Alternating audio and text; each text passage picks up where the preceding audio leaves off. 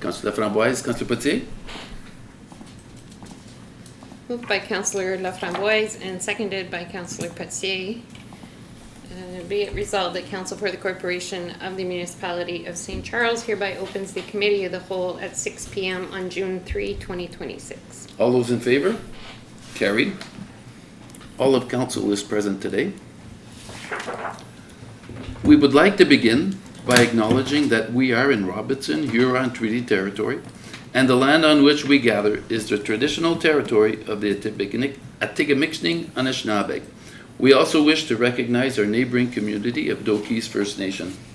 While we meet today, we would like to take a moment to acknowledge the importance of the lands we each call home. We do this to reaffirm our commitment and responsibility in improving relationships between nations and to improving our own understanding of local Indigenous people and their culture. Can I have a mover and a seconder to adopt the agenda? Councillor Loftus, Councillor Lachance. Moved by Councillor Loftus and seconded by Councillor Lachance. Be it resolved that the agenda for the Committee of the Whole held June 3, 2026 be adopted as presented. All those in favor? Carried. Disclosure of pecuniary interest, Councillor Laframboise. None, your worship. Councillor Loftus. None, your worship. Councillor Potier. None, your worship. Councillor Lachance. None, your worship. And none for myself. Any announcements from council? None for myself. No? Okay. So we are at item 3.1, report, speed monitoring signage by Michelle. Thank you, Your Worship. So the report before Council was prepared based on a motion that was brought forth on May 20th, 2026.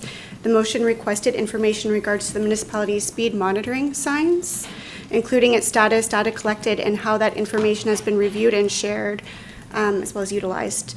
So the report summarizes the past, present, and future intent of the utilization and reporting of the information that is gathered from the monitoring equipment. 2 items to note. When running the reports for the current location, the software was actually going through an update. There is limited data that was attached to the report, but it is available now. The second item is that the Ontario Provincial Police has responded to staff and provided the municipality with contacts for submission of the information, as well as extending an invitation to request speed enforcement in targeted areas to set up focus patrols. So initially, the report was generated based on the motion for information. However, it does contain a requested resolution from council.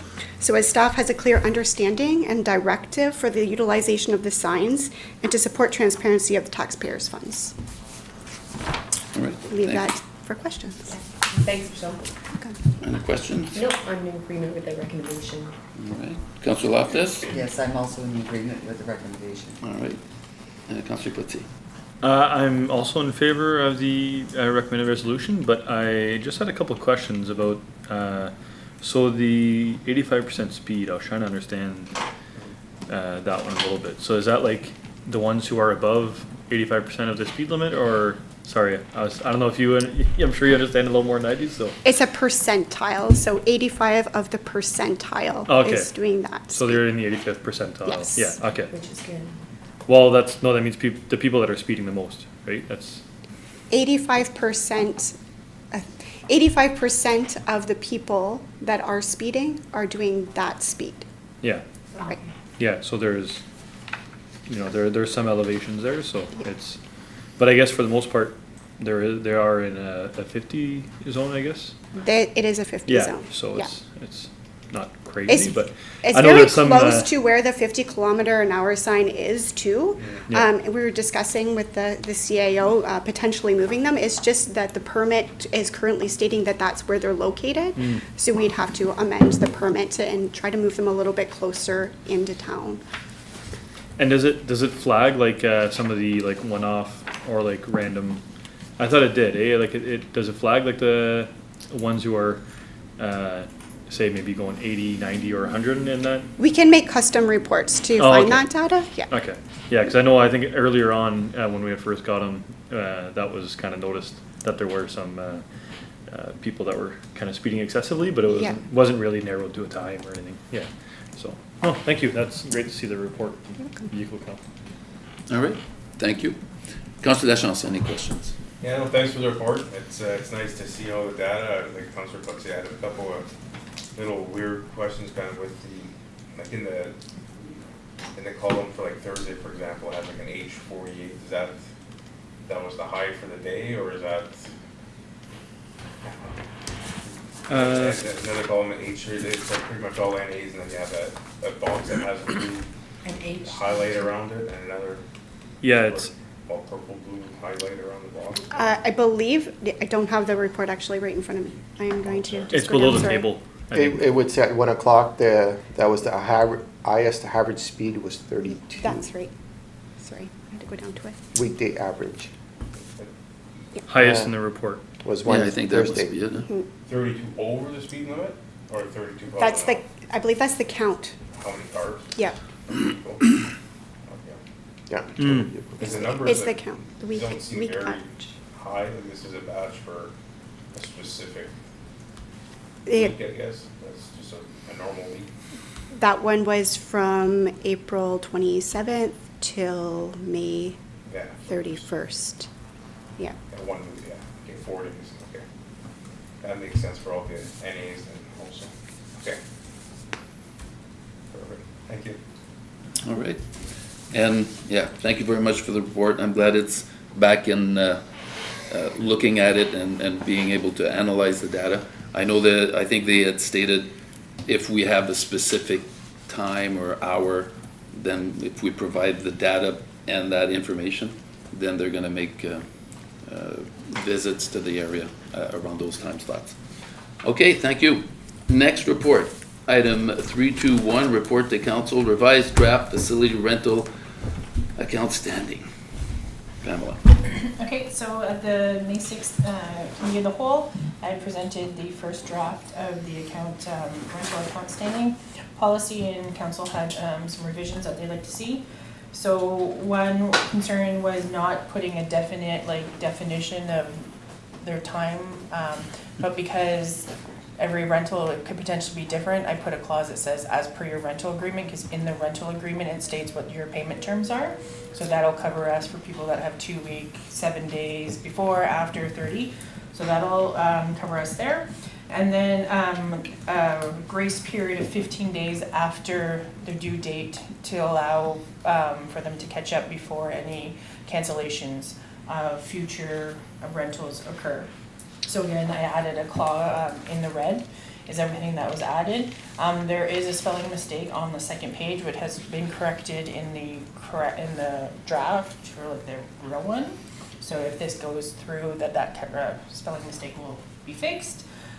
So just wanting to see if this is what council intended when they were making the recommendations at the last council meeting, or if there's any other revisions that would like to be made. Okay. Oh, and also to note, in the report, it did state that at the time of the report was written that no payments had been made, but since that time and now, a payment of $6,000 has been made. All right, thank you very much. Any questions? Nope, I'm happy with the changes. So I'm Okay. with them. Councillor Loftus, any questions? No, I'm in agreement with the changes. Councillor Putzi? Yeah, I'm in agreement with the changes. I know, so as, a comment, no new payments on outstanding accounts have been received. I think one of them has tried to make a payment. I think they made a payment on May 23rd is what it showed, but it might not have been processed yet by the time of the report or yet. So, Yeah, so there Yeah. was one payment that was made, it was just happened after the date I wrote Yeah. the report, so yeah. Right. So that was that 6,000. Perfect. Yeah, other than that, looks good. All Thank right. you. Councillor Deschamps? Yeah, no, I expect that all of the organizations that are outstanding right now with their funds are gonna be given a copy of this, just Yes, once this is passed, we'll give them a copy, and then we'll also do the grace period, because they haven't gotten the grace period Yeah. yet. So that official grace period letter will be sent out also. perfect. All right, thank you. All right. Thank you very much. Thank you for that hard work. Next, report to council, Sawmill Bay Park. Financials, again, Pamela. Okay, so at the May 20th council meeting, a motion was put forward to get a more detailed report of the itemized expenses for the Sawmill Bay Park. So originally, I had given like a high level, just a summary, and then given kind of a more in-depth one, and then this one is like an itemized list of every expense, and it kind of, you can see where I got all the numbers from. Gives you a description of what it is we purchased, who we purchased it from, and from dates. So I'm hoping that is enough to give council what they were originally wanted in the motion. If there's anything else, please let me know. All right. Any questions? No, just, actually, yes, just the washroom, there's, in 2023, it says washroom for walking trail, and then, in 2024, lumber for washroom. So is there 2 washrooms or just the one? In 2023, so it's like the first one from Amazon? Because it's like, it's just Calabria. a sign. No, Calabria, the last page. 17 or page Because that 3. washroom was built a year before it Oh, was is that, installed, okay, right? okay, so Yes. it's all one washroom? Yes, Okay. yeah. Okay. No. Purchase It was all the only material. put there a year after it was built, so, right? Okay. So maybe it was a shim or, Gotcha. Any more No, questions? that's everything. All right. Councillor Loftus. No, thank you very much for the detailed report. Now we know exactly where all the money was spent for the sawmill. All right. Councillor Putzi. The bear-proof garbage cans and picnic tables, has anything been brought there as of yet? Or I believe Public Works did bring everything a couple weeks ago. okay, and it's just kind of a spot for it, or it's not just kind of on the? I know they were parking spot? working at it, Yeah. just limited time. I have not seen pictures. I'm hoping to get pictures once they're all nice and set up so we can actually post to the website and Okay. try to encourage the use, but we don't want to encourage the use before we're ready. So at least if there's a washroom there, I'm pretty sure. I asked a question, she said it was all installed. So Sounds good. And thank you as well for the report. Councillor Lachance. Any questions? not really, just a comment, like I did go last week or the week before for a ride, there's too many flies to go on the trail. I'm assuming that, that's where the washroom and everything is on the trail then? where the flies, yes. Yeah, down the trail, okay. Because I just went to go watch the wife and kids, I said, here we are, and, got out of the side by side, and I was standing next to the kids, so, yeah. Just as for the Yeah. washroom location, there are some restrictions. We can't place it near the water, so we had to set it back. And unfortunately, that bedrock, we had to set it back, so I think it's going, I haven't seen it yet, but it was intended near the parking lot.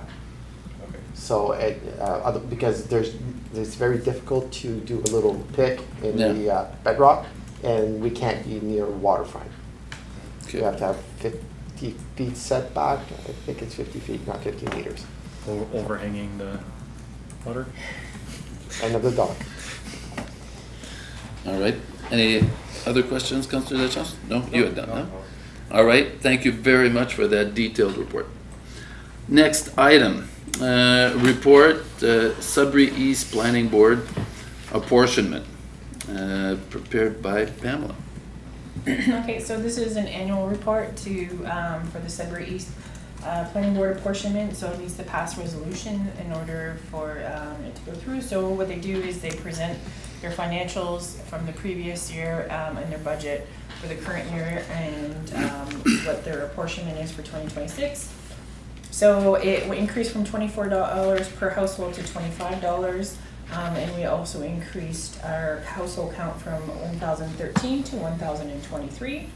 So that's what that makes up that difference from year to year. And then with respect to the financials, everything was presented fairly in material respects.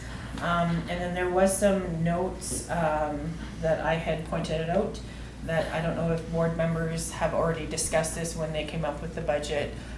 These are just some questions that I came up with. So there is a sizable increase in the fees. So when you apply for actual stuff, for your severance and all that kind of stuff, the fees have dramatically increased, which is good, because they seem to have not reached what they did last year or what they had budgeted for. So there was kind of a shortfall, and I just want to make sure that we're not going to be under budget again, and hopefully that fee increase will kind of help with that. There's a few new items this year. They added legal fees and HR fees, and a website redesign. So those are just like kind of one line items that are different from previous years. And again, the provincial contribution does not keep up with the representation of work that's being performed for them. I know that this has been brought up a few times, and I know that letters have been sent out, but again, it's just to reiterate, what they're paying compared to the service that they're getting doesn't kind of match, and the rest of us kind of have to pay for that. So I don't know if council has questions or board members want to elaborate, or if we need to go back to the planning board to answer any of these questions before you approve, but that's the report.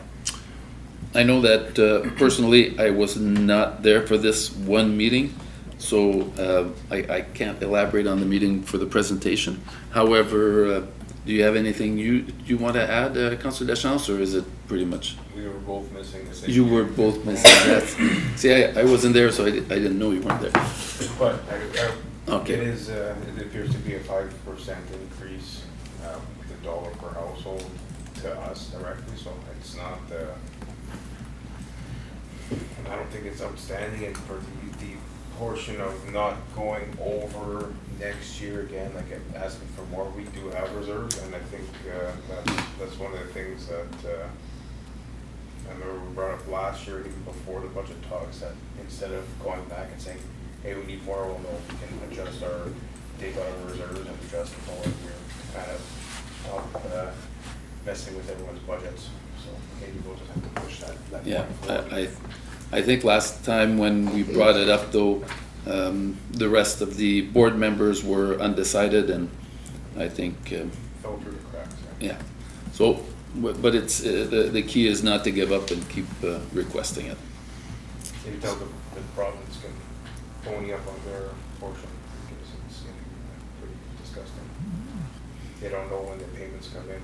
The province has to give an apportionment every year to the planning board, and it's not on a set date or time or nothing, and they get it some years and some years they don't, because somebody in the office somewhere just doesn't press send. Also, I think the problem is the fiscal year is not the same. So because it's not, sometimes it's early, sometimes it can be really late, almost to the next year. So I think that's another problem. The amount doesn't go up by. No, it doesn't go. But if anybody has specific questions they wish us to bring back to the board, make sure to send it to. Myself, I was just wondering about the reserve, but Yeah, the nothing from us. Yeah, it's got to be a board decision, and at this point, we do not have the votes, but hopefully it'll change. All right, I'm in agreement with that recommendation. okay. Yeah, are we all in agreement Yes, for the in agreement. Yeah. new apportionment? Okay, thank you very much. Okay, next item, 3.31, report to council petition for a road upgrade, prepared by Tammy. So this report is just for information only. Council has to receive any signed petitions that are received by the clerk. So the petition for the local improvement was received on May 21st. And I've attached all of the documents for council's review. The petition signed by 9 of the signatures. A copy of the certificate of sufficiency and a copy of the notice of intention to pass the bylaw. Obviously, having met the requirements of meeting at least 2/3 of the owners representing at least 1/2 of the assessed value, the petition met sufficiency, so we're free to go ahead. We've scheduled a special meeting for June the 30th, at which time we can award the tender and pass the bylaw for the local improvement, provided we don't get a petition against. All right. Any questions to the No, report? thank you. Councillor No Loftus? questions for myself. Councillor Poitier? This is the one that we had discussed the tender previously? Yeah. Okay, no questions. Just one question. Mhm. How we, one lot doesn't have an address. One lot It's doesn't have specified as Parkview Ave corner lot. Does not have a number to the lot, so is that not an issue? it. No, the numbering is only being done as they're being built and depending on where they're taking access from, so. Yeah, I understand that typically for like a 911 address application, but because it's a subdivision, should they all be numbered already? They do have lot numbers in their legal descriptions. Okay. So each lot does have a lot number in the legal descriptions, and you'll see that in the, like in the petition list. They do all have a lot number, and they all have their own separate roll number. Because I see there's 1, 2, 3, 4, 5 without a number on them, so Yeah, we're going by the roll numbers. the one that's on the corner is easy to identify, but if there's one that's between, there's one there potentially between two, like after 9 Greenwood, Mhm. Parkview Avenue corner lot. No, that's municipal drain. for that whole lot. Yeah, sorry, through your worship. Yes. They're called blocks, block A, B, C, D. Wherever the municipal drain is, I did talk to the registered owner of those lots. He's waiting to build the entire subdivision before transferring those blocks back to the municipality because they're not buildable. There's no reason to pay taxes on unless he intends to build. There's a municipal drain. He wants to see if there's any possibility of building a smaller home on them. Right now, they're just as unbuildable. Okay. That those lots, are they counted into the calculation for the apportionment per? No. No. Block A, the big one, has the intent, he has the intent to build on it. Because it's, that was put forward, so it was included in the petition. And just like council know, the third party holding, I think, the 4 lots as also, would have been on here, but once we met the sufficiency, we moved forward, but we had also the third property owner with 4 lots willing to sign. Okay, perfect. Okay, that's good, thank you. All right, thank you very much. Next report, 332, report to council request to delegate clerk's authority, prepared by Tammy. So it's my understanding that council has a matter in closed session this evening that they want someone other than a member of management team to sit as the clerk to record council's decisions during this matter. So this is just here for council to discuss and decide. Okay. I did have a chance to talk to everybody, and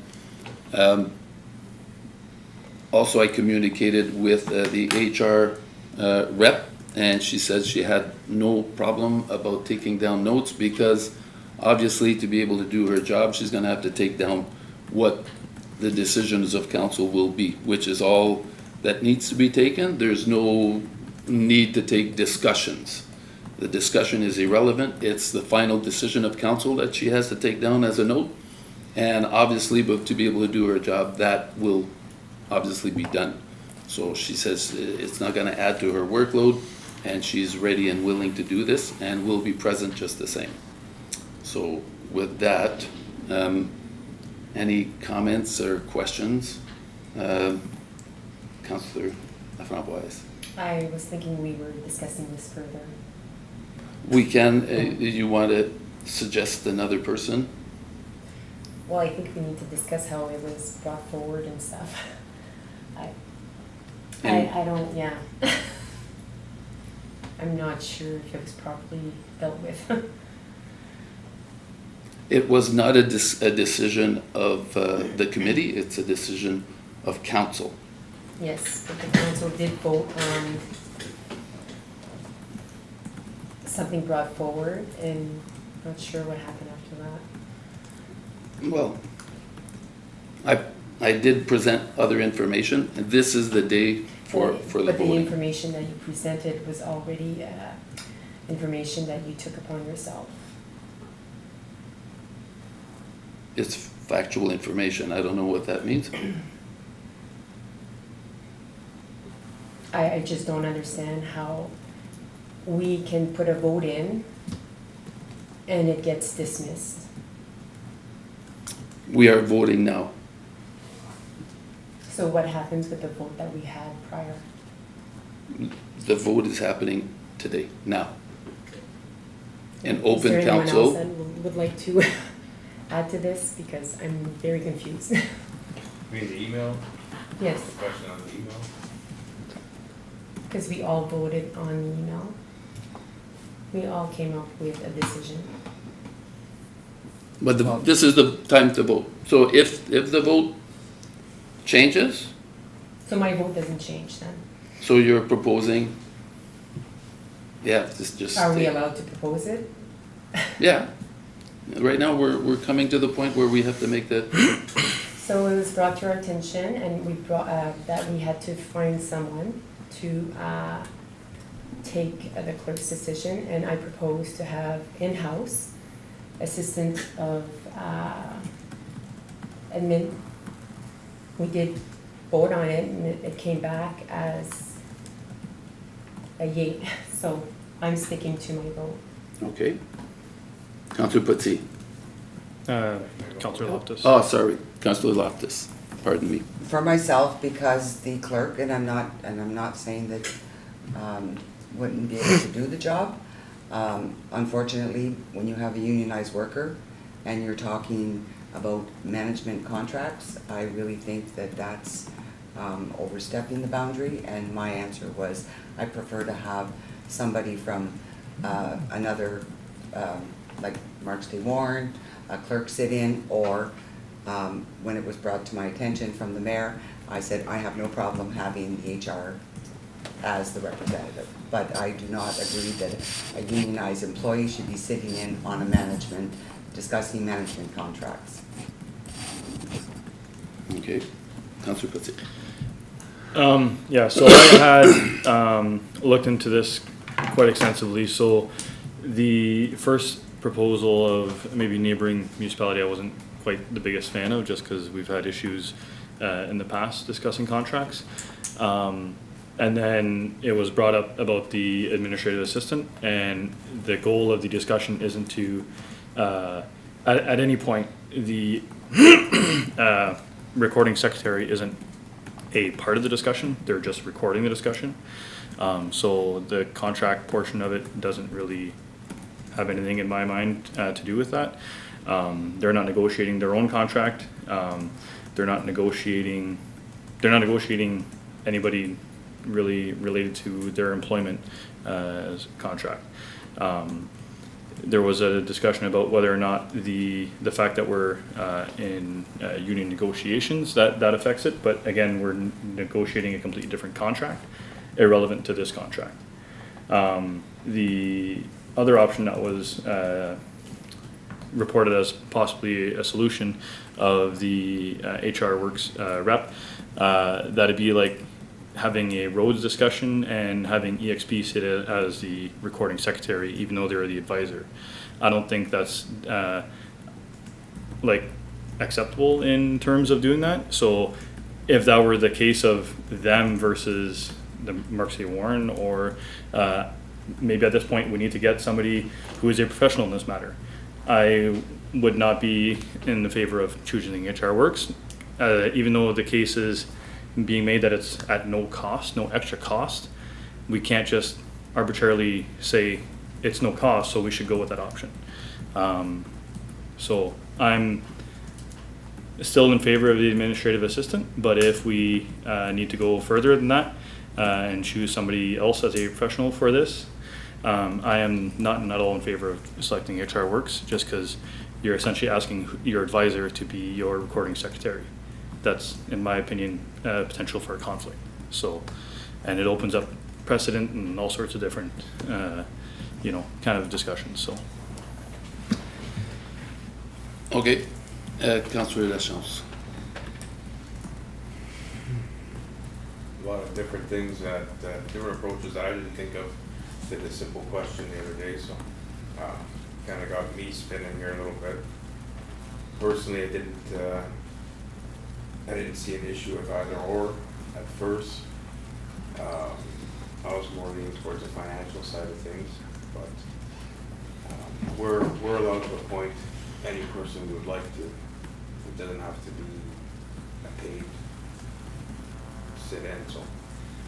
After hearing concerns from both sides, I wonder, is it something that we could reach out to a past member of council or something that someone that's already aware of kind of what we're doing, they know how to take minutes, they already know about the rules for close and such, so I don't know, like I'm at an impasse here because there's two inside in favor of one and two in favor of the other, and I don't want to make a decision either way because I think there's a valid point going both ways, if that makes sense. So I'm just questioning what other options would there be?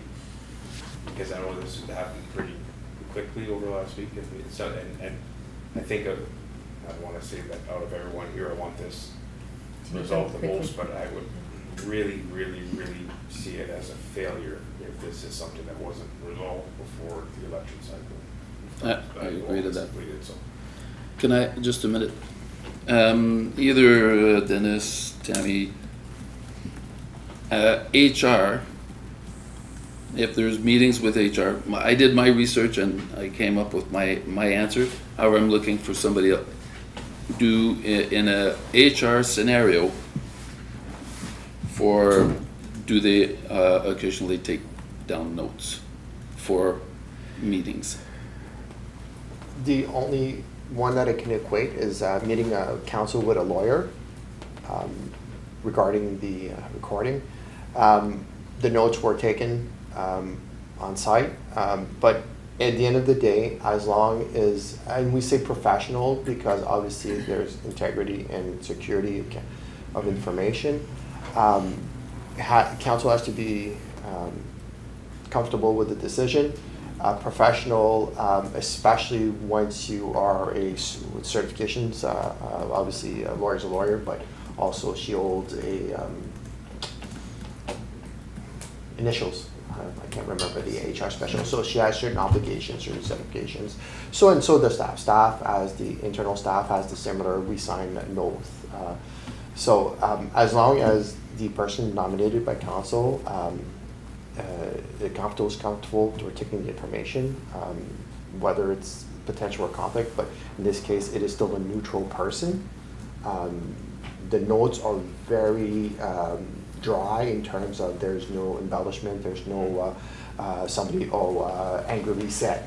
It's taking what out notes. It's basically discussion was this, and then the results was that. So as long as the person is competent to do that, that's what I would recommend to council. As long as the person is competent taking the information, and then the rest is up to council because delegation can only occur either through council or as part of procedural through the clerk to like other staff. Normally that was how the clerk. External is not really something recommended for staff to do. Okay. So you're saying to look elsewhere? That was kind of a question. Like, I think that for us, being elected as council, anyone who has been in the chair before should be entrusted. Like, to me, I would say if you're looking for someone to volunteer just to take that note, or we're worried about conflicts with our staff, we're worried about conflicts with the HR. I don't know. I'm just thinking out loud. Like I don't know what else, what other avenue that would be cost effective and you know you're getting kind of what you're looking for, someone that's not really involved in the situation. So I just don't know what other list of people you'd be able to choose from. Like, you could nominate just anyone off the street, but again, just the whole. It's better to have a professional. Yeah, of course. Like again, even if it was a or past elected but we official, have the to me, opportunity. I feel like that's someone that would be being qualified, but I don't know, maybe I'm not understanding the situation properly. Okay. At a 2 for 2 with a third, what happens? Is it A no vote is a failed vote. a failed vote? Okay. So therefore, we are gonna call out, see if we can find some other, Can we use Councillor Lachance's suggestion? Can we call, pass? You tell me who to call and I will make the call. okay? I didn't know what kind of criteria we needed people to meet for, I don't know, just pretty much like they've already sworn an oath before, right? So, I don't know if it's something that has to be done for a person that would be sitting in a closed session to record minutes. Why would you not ask the clerk, like from Marks Day Warrant, to sit in? Like, I mean, we've asked favors from, like, they've asked favors from us and we've sent people over there. I mean, I'm just, to me, I think it should be somebody totally neutral. And The last time we had favors, they cost us a lot of money. So I'm not in agreement to ask the clerk from Marks the one. For me, it just changed 3 times, because the first question was between keep it in-house or go out, and we said we're gonna keep it in-house, and then after that, it went from keep in-house or have the HR rep do it. Yeah. well, there's It so just, many it just keeps changing, right, so I just don't know, I really do feel we need to move forward with it, but I don't wanna put ourselves in a situation where other employee feels uncomfortable, cause maybe the employee's gonna feel like they should say yes to appease us, but at the same time, I don't know if that would cause any issues between staff and the employee. And that's where I don't, the HR side, like Councillor Putze said, like, are you, how to say it in a non-trade related way? Are you wearing your shoes in the house, I guess, or I don't know how. Well, you know. essentially, it's just decisions of council, which is what she needs to take down to do her job. So Mhm. whatever note she's gonna take down, she just copies it, puts it in a folder, seals it, and sends it here. And she's already here. And she's already here. She But, is? huh? That was a question. She's already here? She's gonna be connected. Pending this decision. Anyhow, so, And if a member of council wanted to take the notes just to avoid this whole thing, I would be allowed to take the notes without voting. Is that not? No, No? the legislation says that the authority can be delegated to anybody other than a member of council. okay. So therefore, we're back to 0. Suggest a name, please. Or do you have a name since you were offering I was past just- council? I just didn't know if it had to be someone that was like, that. So past council, who would you? I don't know, well, we have 2 of you here and the other 3, there's 3 of them, so I don't know, to reach out to the 3 past councilors and ask, or, again, I'm not saying that that's what we have to do, I'm that. Well, we have to, Simple and- I also want to move this Is that ahead. something Like that- right now, I'm gonna be sending her a text shortly that it's not gonna happen tonight, obviously. So, do you have a name? or what 'Cause- about the previous mayor? Yeah, that's fine. You know? I don't, that's what I said, one of the past council. and- Or Jackie Lafleur was a councillor? Yeah, and Minou was it, or, Minou. and then you Yeah. as well, Yeah. so, So, there's only 3 names, so. Yeah. So, call out to all 3, see if 1 or 2 are willing, and then we make a selection. If they are willing. Is that what we're proposing? Or is that a good for you? Yeah, Are you in favor, Councillor Laframboise? Yes. Councillor Loftus? yeah, I'm just wondering, if we're Yeah. calling out to people, could we call out to another municipality to see if they would be willing to do it? And what would be the cost associated with it? Like Marcy Warren? Yeah, or even French River. Yes? Through your worship, French River is short-staffed right now in the clerk's department. Okay. And often their meetings are on the same evenings as ours. Ah, that's right. Okay, so it would have to be Mark C. Warren if we're staying within the Sudbury East, okay. Or West Nipissing? I don't know if we've ever, Well, we Yeah. can give him a call and figure out the associated costs. Obviously, there's gonna be transportation and the rest, but, So we're jumping from past council to West Nipissing now? Well, yeah, we're gonna to get a few every- names. To everybody. And then afterwards, once we have the names, maybe past council are not gonna want to do it. Maybe they will.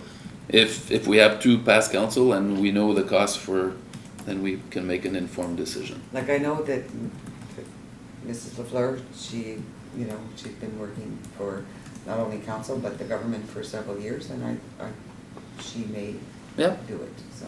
And I'm okay with that. Yeah. And I don't want to just make it, if we're okay with selecting someone, I don't want to put us in a position where there could be future conflict or any kind of issues coming from us selecting a certain person, or Okay, I want to cover our bases, and I don't want to just, I know we're pressed for time, and I want them to, I don't want to set ourselves up for any kind of future failures here, so. so once, any additions? yeah, no more additions. I'm in favor of primarily going with past council members, and then if that's not acceptable, like if they don't accept, then reaching out maybe to, I would be in favor of West Nipissing. Okay. Yeah. Are you good with that? Yeah, that's fine with me, and if it has to be a special meeting or something to move it ahead, or I'm Yeah. not Mhm. okay with that. Most likely. All right. Okay, so do we want to, Yeah, what do we do with the resolution? well, we should read it. We have to move it and second Second it. it and defeat it. All right. Can I have a mover? Councillor Lachance, seconder. Councillor Potier? Moved by Councillor Lachance and seconded by Councillor Patier, be it resolved that the clerk's authority to record without note or comment all resolutions, decisions, and other proceedings of council with respect to closed session item 6.3, closed review of preliminary HR report, be delegated to blank pursuant to section 228.4 of the Municipal Act 2001. Okay, before we vote, do we have to put a name on? No? Okay. So, all those in favor? Okay, defeated. All right, next item. If you will permit, I will just send a short text to the HR.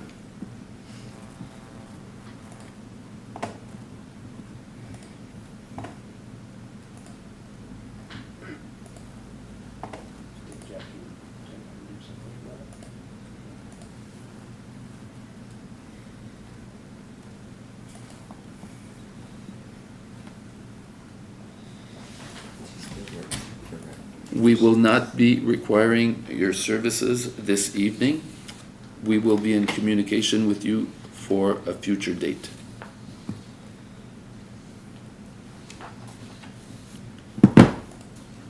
All right. Next item, 341, report to council. Bylaw amendment, emergency management structure, prepared by Joanne, presented by Denis. Yes, yes, your worship.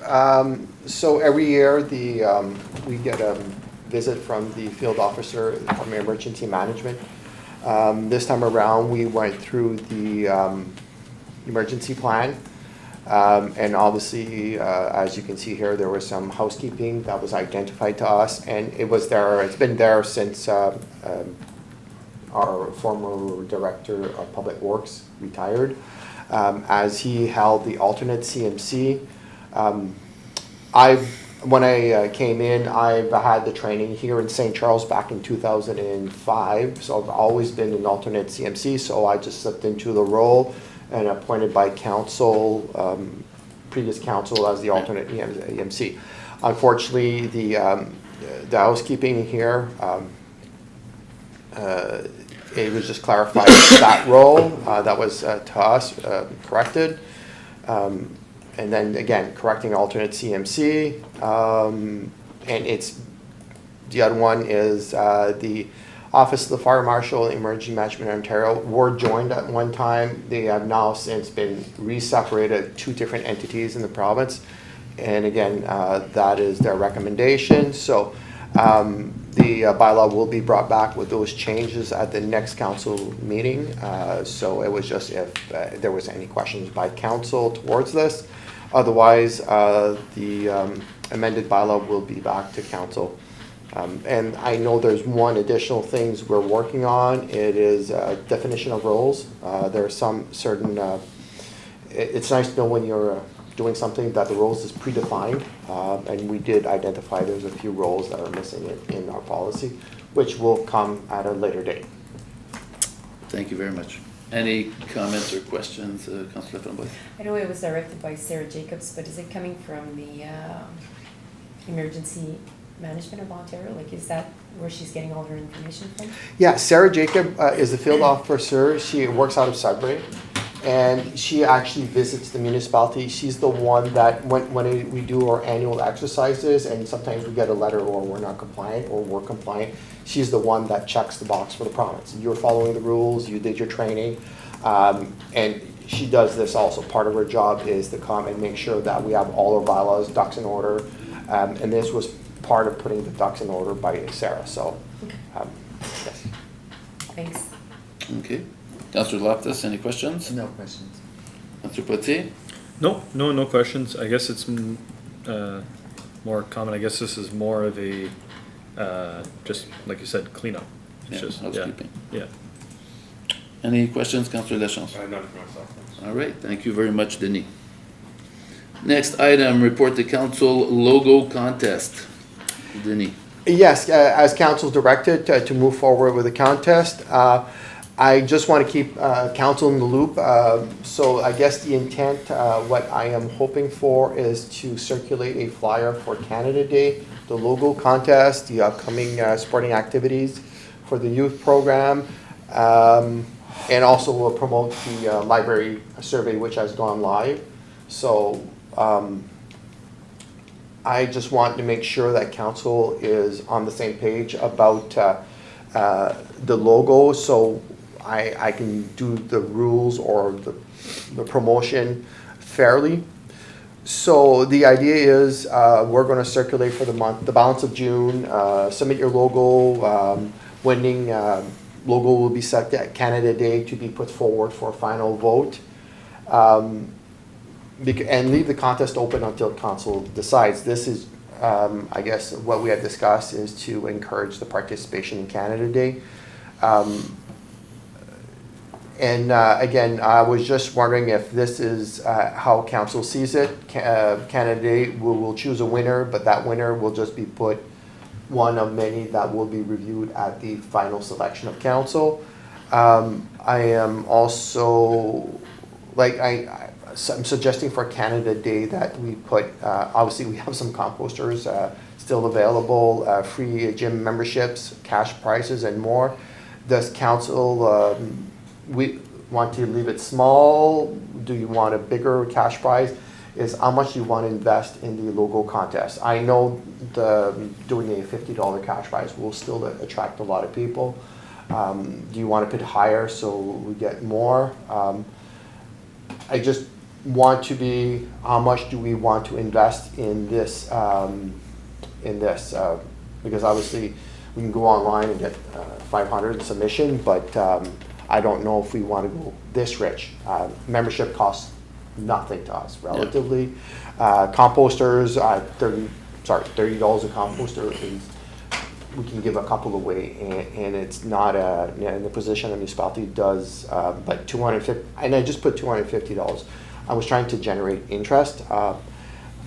Again, I'm just looking for information from council. I did put some contest rules, which if council is agreeing with, I will put on the flyer when I send that out. So I want to launch this contest with everyone fully aware of what we're going for. Obviously, AI is obviously, we probably welcome AI because it generates final logos. We can judge hand-drawn logos, but it may be harder. And again, I did community pride, rural Franco-Ontarian heritage, natural landscape, outdoor recreation, agriculture, forestry, inclusiveness, community spirit, future growth and opportunity. Design may modernize the current logo, reinterpret existing themes, or present completely new visual identity. And again, if anyone has any comments, otherwise I will be pushing out this in a flyer, and then it will be posted online. We'll see all the rules online. And then the judging is administration review. The only thing staff will review if they're proper is just, I don't want somebody, I don't know, flying a free Alberta flag type of thing. So it would be more for, I don't want stuff that public. And final selection, and then the review committee short final public display. That would be at Canada Day, first logo. Okay, so yeah, I stick the grand prize here. Because I want to do as a draw on Canada Day, maybe not judge, you can still vote on it, but if you vote, it's like a ticket into the drum, whichever one you vote for. Because otherwise I don't want people counting ballots there. It's, No. yeah, you vote, and here's your number, and we pick your number 1 of 5, you get a prize. I don't know. Anyways, that's where I was trying to keep it interesting, and also keep it something to look forward to. Everyone likes a draw. Yeah. So if anyone, council has any comments on this, I'd love, because we need to move forward, especially if we want to do something for Canada Day. So the decision you want us right now to decide is prize values and amounts. Yeah, and correct, and if you have any other concerns of Okay. how, because I think I got the gist from last time is we're gonna bring it to Canada Day and then final review at a, Yeah, I think Canada Day could be a location where people that are not aware of the contest all of a sudden become aware, and maybe we'd have some final submissions that and the would be of big, value. the big prize, whatever it is, it could be $100, but that'd be at council, the council meeting. You may not want that at Canada Day because people will just become aware. But you can still win a composter or something for the submitted prizes. We can put all the submitted in a draw and just draw, submission A with this logo, thank you for your submission, here is a composter. Okay. And the final prize you were saying would include a gym membership? You think it should be just a single or a pair? Or does that, it's not that I big of think a? it's separated adult and youth, right? Yeah, it's, Yeah, it's, two. oh yeah, it's multiple prizes that we do, like, you gotta do No, more no, than no. one prize. Oh, yeah, you know, there's gonna be multiple. But I'm saying, if you give Okay. somebody a membership, if it's like, Oh, I can. they wanna do- go with their spouse or their friends or, As, like, I was thinking like 3-month membership, and it could be a pair of 3 months membership, and. okay, that's what The I'm- only thing like a pair, they might double it up, like 6 months, but it's free membership. Yeah, okay, Like I say, it also promotes the gym. yeah, okay. Any comments, recommendations, Just, questions? question, review committee, how is it gonna work? Is it us, is it staff, or? I know, I would rather be members of the committee or members of council to review. I only want to make sure that if somebody, if there's a comment that's not appropriate, doesn't make it further than, oh, we received it, it's not a. So it's just, I guess, if I look back at submit entries, so I guess it would depend who, because you have it blank also, so who do you want the entries to be submitted? So I guess that person could be Okay, so, right at the end, okay. submit So entries to Oh, okay, to the person, So yes. do we submit entries to I like? would, we have a special email account. Usually, Okay. anything coming to the municipality goes to the clerk, and then we can create alias accounts, so all the So is that logo something entries. that, And does then the clerk have time, like, who has time to, I know she doesn't. We- Look at that. we potentially, we have a summer student, I think, for the office. Could that be one of those tasks to, They start after this? yeah, they start right after. Yeah. Um, I just don't want to put someone, you know what I I could, mean? I could look at for volunteers also, because this is all, this is about community pride. If a member of council wishes, we can gladly forward and, Send it to the library board. Is that- Librarian, no, it's just, the librarian can get involved too, and that's gonna increase maybe foot traffic going to the library to drop off Are we- submission, like Yeah. that. I, We're too late for June, recommendations, for the yeah. June newsletter for this, right? So. yeah, We don't I- have any meetings now until Wow. September, so you'd have to We just missed it, eh? the CEO would just have to call the so the library. intent is sorry. Yeah. Okay. Yes, Denny. The intent is a flyer to be sent out, a standalone flyer for Canada Day. All inclusive, it'll be in the 11 by 17 folded in two, like a summer newsletter type thing, and promoting the sports programming that has a bit of a late of a start there, but it is starting. And because we have some soccer coming up, we will have soccer, t-ball, baseball, and that's all coming up. And then unfortunately, it'll be in July, but school's out, so hopefully we'll get a lot of registrants coming up. So the idea was to combine everything as in a summer newsletter. I know we do have the tax bills going out, but this is, that'll be the big flashy Canada Day. Come and let's celebrate. And I know we're gonna talk about Canada Day. We always do every year, so the intent here was just to add the logo contest part of Canada Day. Oh, and by the way, we have surveys going out for the library. So I'm gonna get multiple stones with hopefully a good news article about we're doing something in St. Charles. Okay. So yes, unfortunately, we did miss the library, where it was sort of intentional to have a big old flyer. Because when we get to the Canada Day, I don't have all the details yet.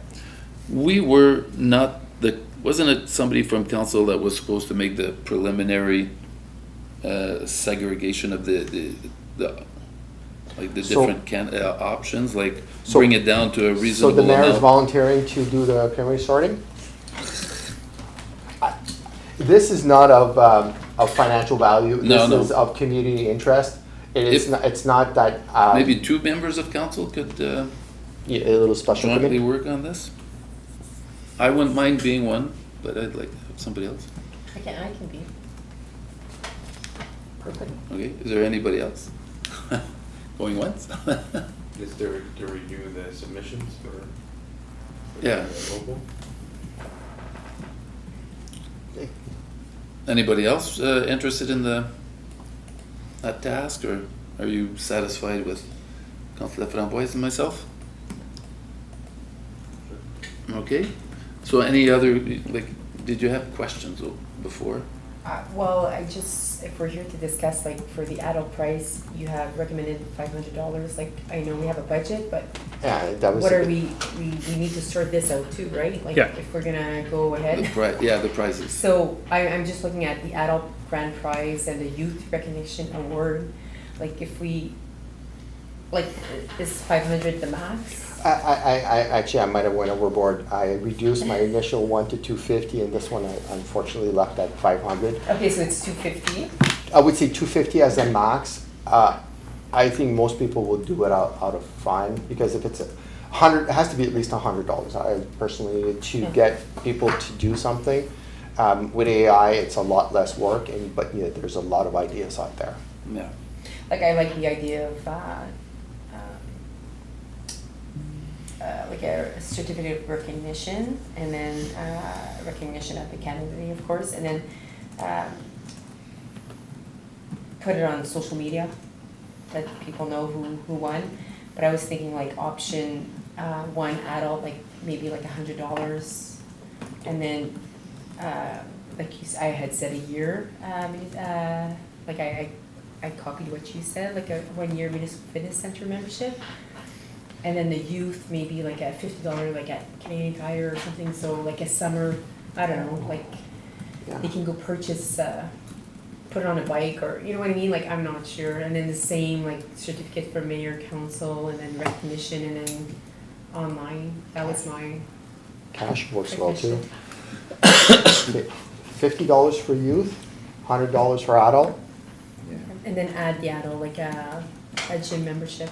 Yeah, Like first, second, and Shoot, third? like Right. First, no, like the grand prize would be the membership, a year membership with a gift Mhm. card or. of $100. Yeah, Yeah, I think there should be a combo, I agree. a little bit.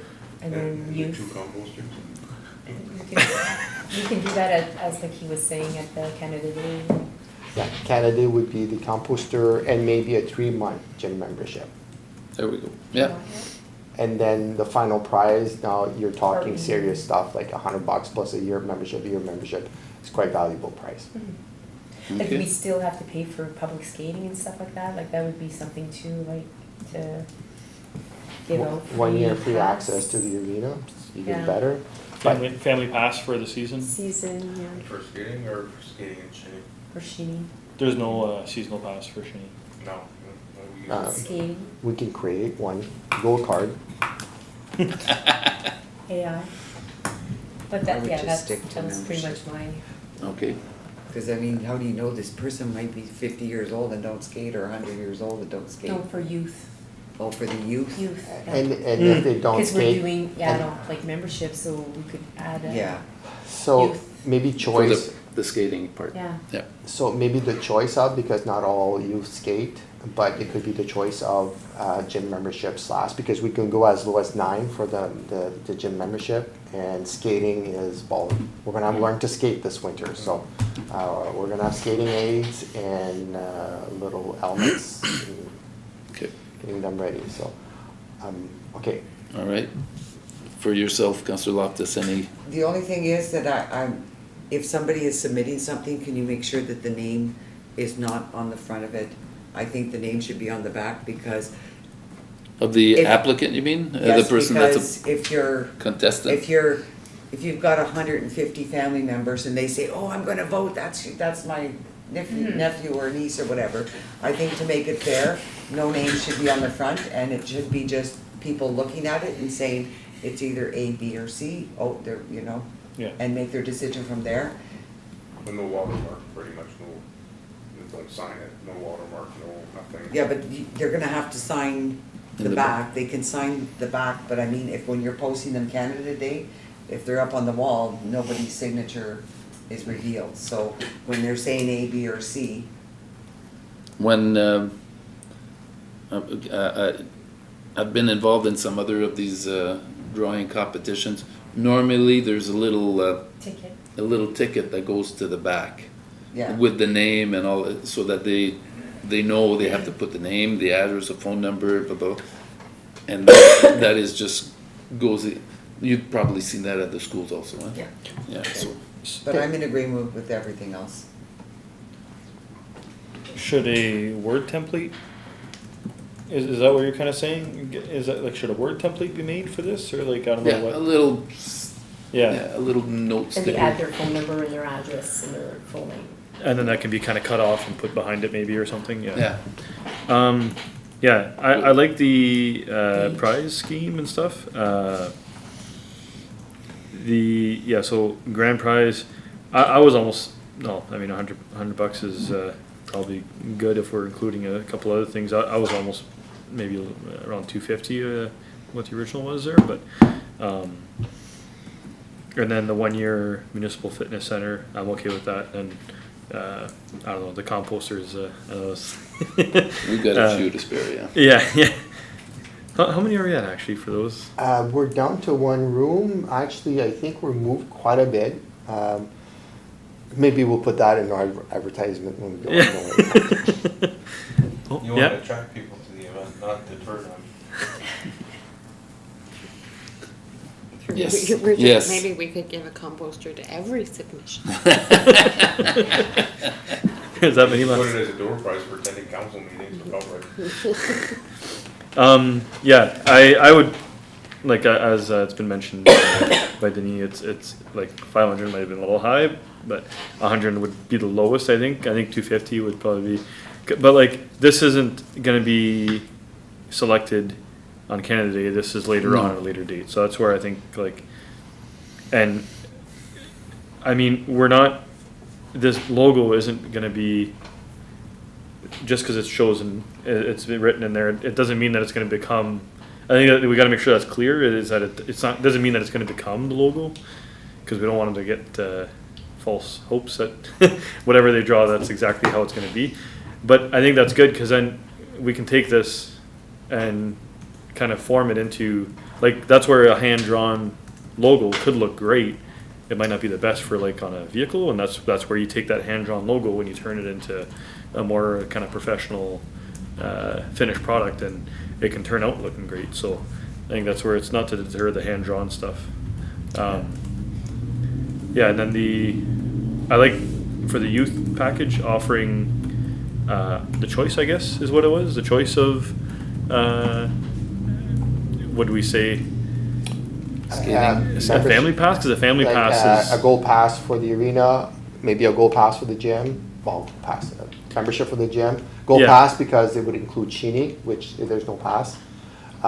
Or an equivalent monetary value, because we don't know who's going to win, so we have to make sure that, because we know some cannot participate in sport due to Yeah. physical limitations. I don't remember the monetary value. What's a year membership? What's a year membership?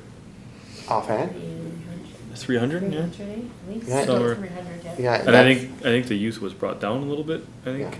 And I would Yeah. say no cash equivalent for those, and if you win it, I was debating, do we put you can only transfer to family members, because Yeah. it could be resold online for $50.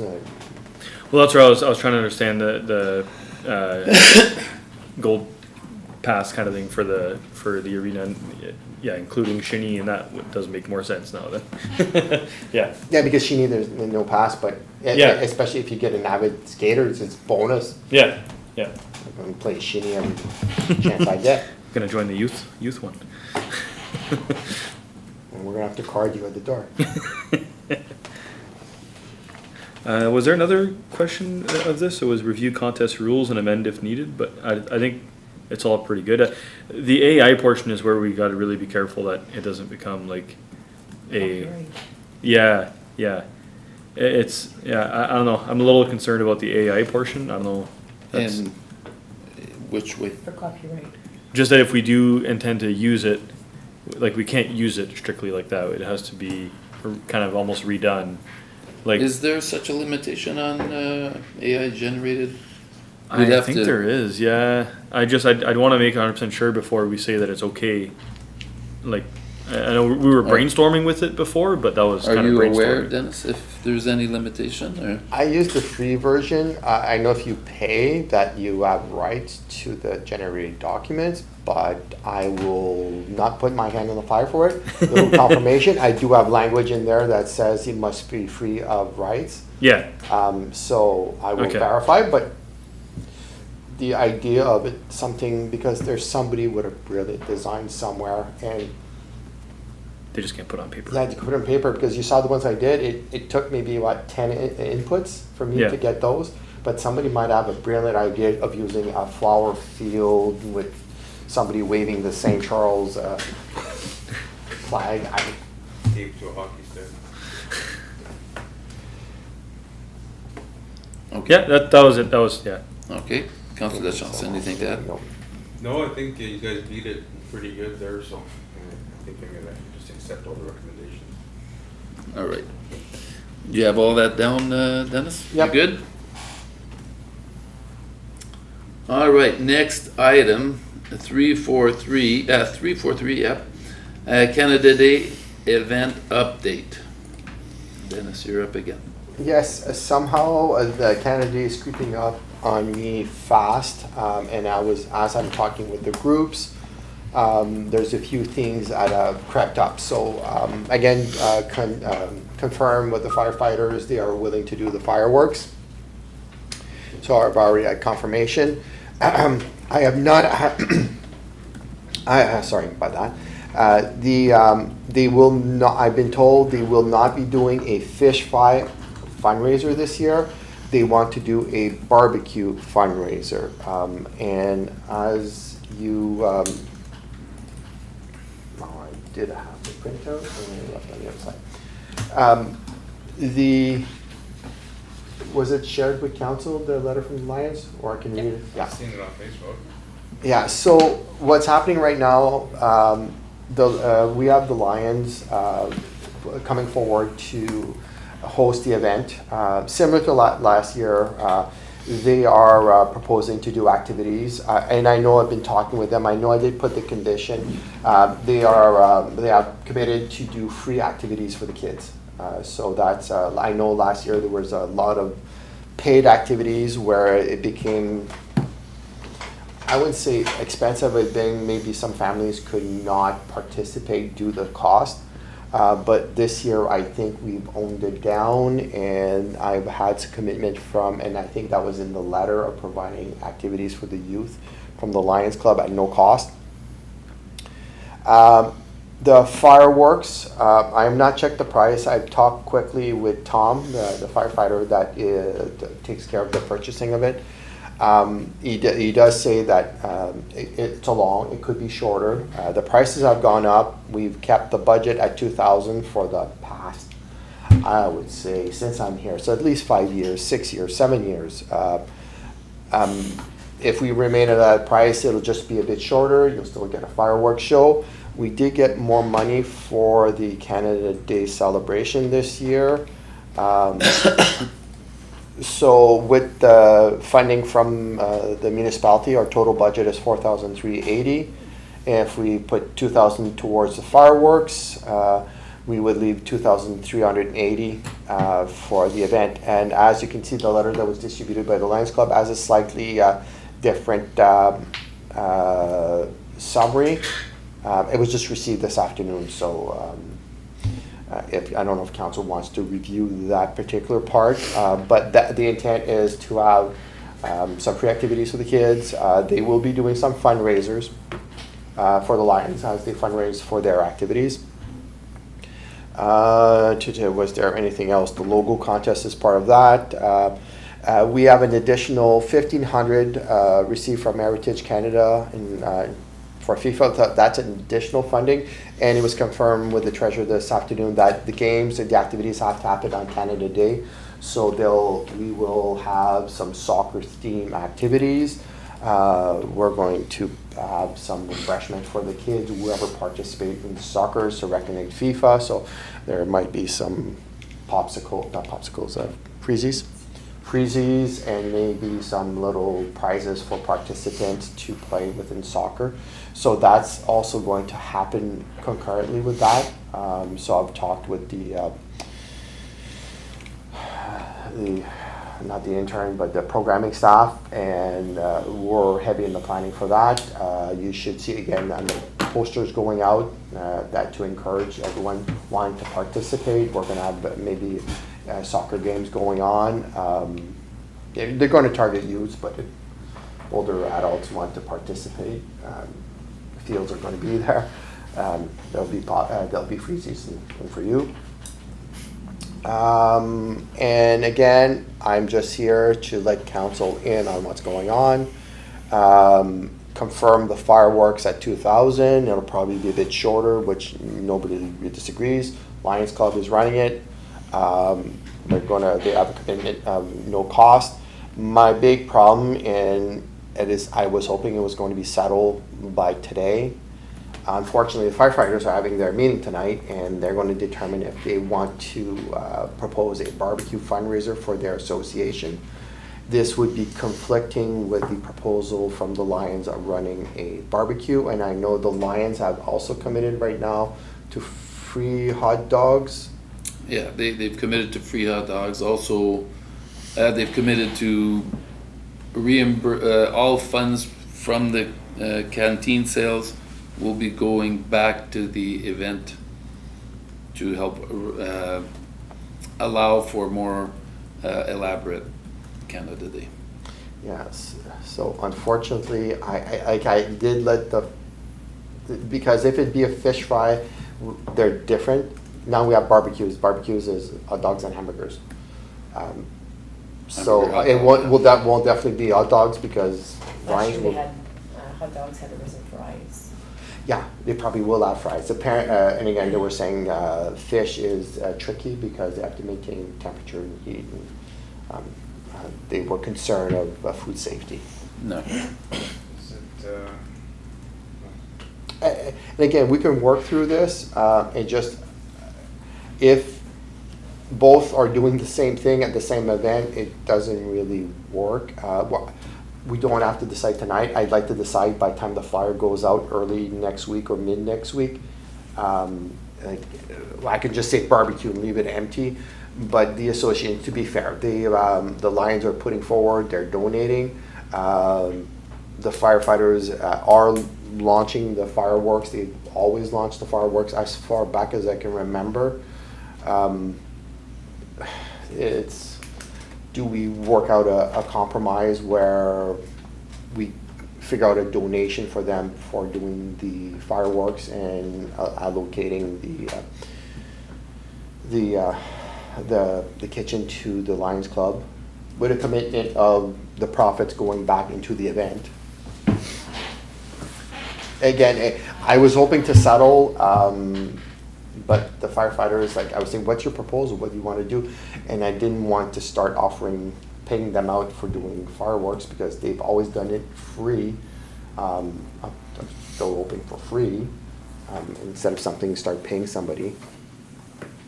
It's a conflict, and I came here, I was hoping with a solution, and I'm coming in with, and if there's no decision, I'm okay with that. It's just, I have to, because it doesn't require you think council. one of them would do like a pancake thing for like a brunch, and the other one would do the hot dogs and hamburgers? Like, is that the compromise? That's something maybe I can reach with them, where the breakfast theme. Or something? What happened, just to make council aware, last year, as a token of friendship, the Lions last year said, okay, you're not doing a fish fry, you can take over a lunch event. And then they would take an evening event. However, by the time they were in the kitchen, by the time the switch over took place, there was essentially nobody there. So the firemen made the lion's share of the profit, while the firemen, yeah, did I say it right? The firemen made the, I see why I got mixed up there. The firemen made most of the profit, while the Lions afterwards came in and the people were basically gone, getting ready for the fireworks. So that is the situation. So it's, I guess, council's decision now. What should be moved ahead next? Any questions or comments? So for the 2,000, I think it should remain 2,000. I did look at your report, and then I did see the Lions letter. Myself, I would appoint the Lions Club to also manage the lunch this year, as this is the only formal letter or request that we received. I know last year I was able to work in the kitchen with the firemen. I know there was a big lack of volunteers on their behalf. I think there was only actually 3 firemen, and then they were doing also the fireworks. So I'm not sure if it's better to, like you suggested, to get them to do the fireworks. Like, we're grateful for them to, volunteer their time for the fireworks, but maybe have a bit of a donation towards the Firemen's Association for, because they've been doing it for so many years. But for myself, the one person that really volunteered and took it upon herself, I think she was overwhelmed. And like I said, we only really received a formal letter from the Lions, so I would like to go ahead because we don't have much time to to continue with deciding who's who for candidate. All right, thank you. Councillor Loftus. Yeah, I'm in agreement to stick with the $2,000 for the fireworks. I mean, what little our fireworks actually, I've had people say, you know what, they went to different municipalities and our fireworks has always been really good. So I'm impressed, and I thank the firefighters and the fire department for putting it on for us. You know, Canada Day, the Lions Club has so much, they're starting to really grow. And I know Canada Day last year, there was a lot of children, a lot of attendance, you know, the face painting, they had the magician, like they have so many different activities for the kids. I'm just wondering also, like the Lions Club, if they make the lunch, I'm just wondering, you ask the fire department if there's any volunteers that would be willing to put on like help out with the pancakes and give them, you know, some of the proceeds from a pancake breakfast. I mean, I think, you having a pancake breakfast? That's it, I think not, I think it's, It just starts at 10? it starts about But I mean, 10 or even 11. if we could give them on behalf of the Lions, like, I mean, That's The where it minute- became tricky last year. yeah, I know, because you know what, I don't wanna insult either party, because Exactly. they're both, you know, they both play a very important role in our community. Why don't we tell them they could do a different kind of fundraising that could be there, they set up the fire truck and say $5 to spray the hose, whatever. You know, they could bring I don't know, if they can see if there's some type of a donation. But I mean, I wouldn't mind even as a municipality, you know, giving them some type of a donation just to step aside and allow the Lions to do this, because I think this day, by the Lions taking over, I can see it growing into a big event, not only for St. Charles, but I think a lot of us have families that live in, you know, Sudbury or whatever, and they come out for the day and they do enjoy that day in St. Charles, and they always say that it's an excellent day. So yeah, $2,000 and the kitchen go to the Lions Club. Councillor Putzi. Yeah, I'm just looking at the budget of what we have technically for this year, because technically we have $1,880 available from what I gather for this. 5,800, because we have an extra $1,500 from the Heritage Canada. Yes. Yeah, and that's to be used also in conjunction with what's been budgeted. Yeah, so they have very strict spending criteria. I was trying to spend stuff and treasurer was saying no, yes, correct. So it's very limitation, but we will be able to buy pennies, By what? pennies, soccer balls, Oh, okay. little cones for practice, which would be used in the future, but they're all supplies. The freezies will be given out to participants. We will have bottled water to give out, refreshment juice, so maybe a little juice, maybe not sugary snacks, but maybe. So we have that available. So it will be like fun playing soccer, plus you get the little medal. Everyone will have, there's no first, second, third prize. It's a medal participation medal, because there's a strict, again, the rules say there's no competition. There's no winners, there's no losers. There's just soccer players. So it's going to be a bit more fun, because there's going to be a lot of little prizes for the kids that play. And it could be held a few times during the day, depending on the heat. It might be an early morning or late evening. Unfortunately, it is Canada Day, but the program, our sports pro, we can run it through the programming, and they're paying for the salary, so it won't impact the budget. We'll run it through the program, because it goes hand in hand. We have a soccer program, and then there's Canada Day soccer event. So that is, yes, that's an extra this year. Okay, so it can't be used towards fireworks. No. That's what I was getting at. Okay. I was hoping that was part of it, where it could be used to, kind of offset some of the costs. But I think I'm in favor of going with the Lions Club for the lunch.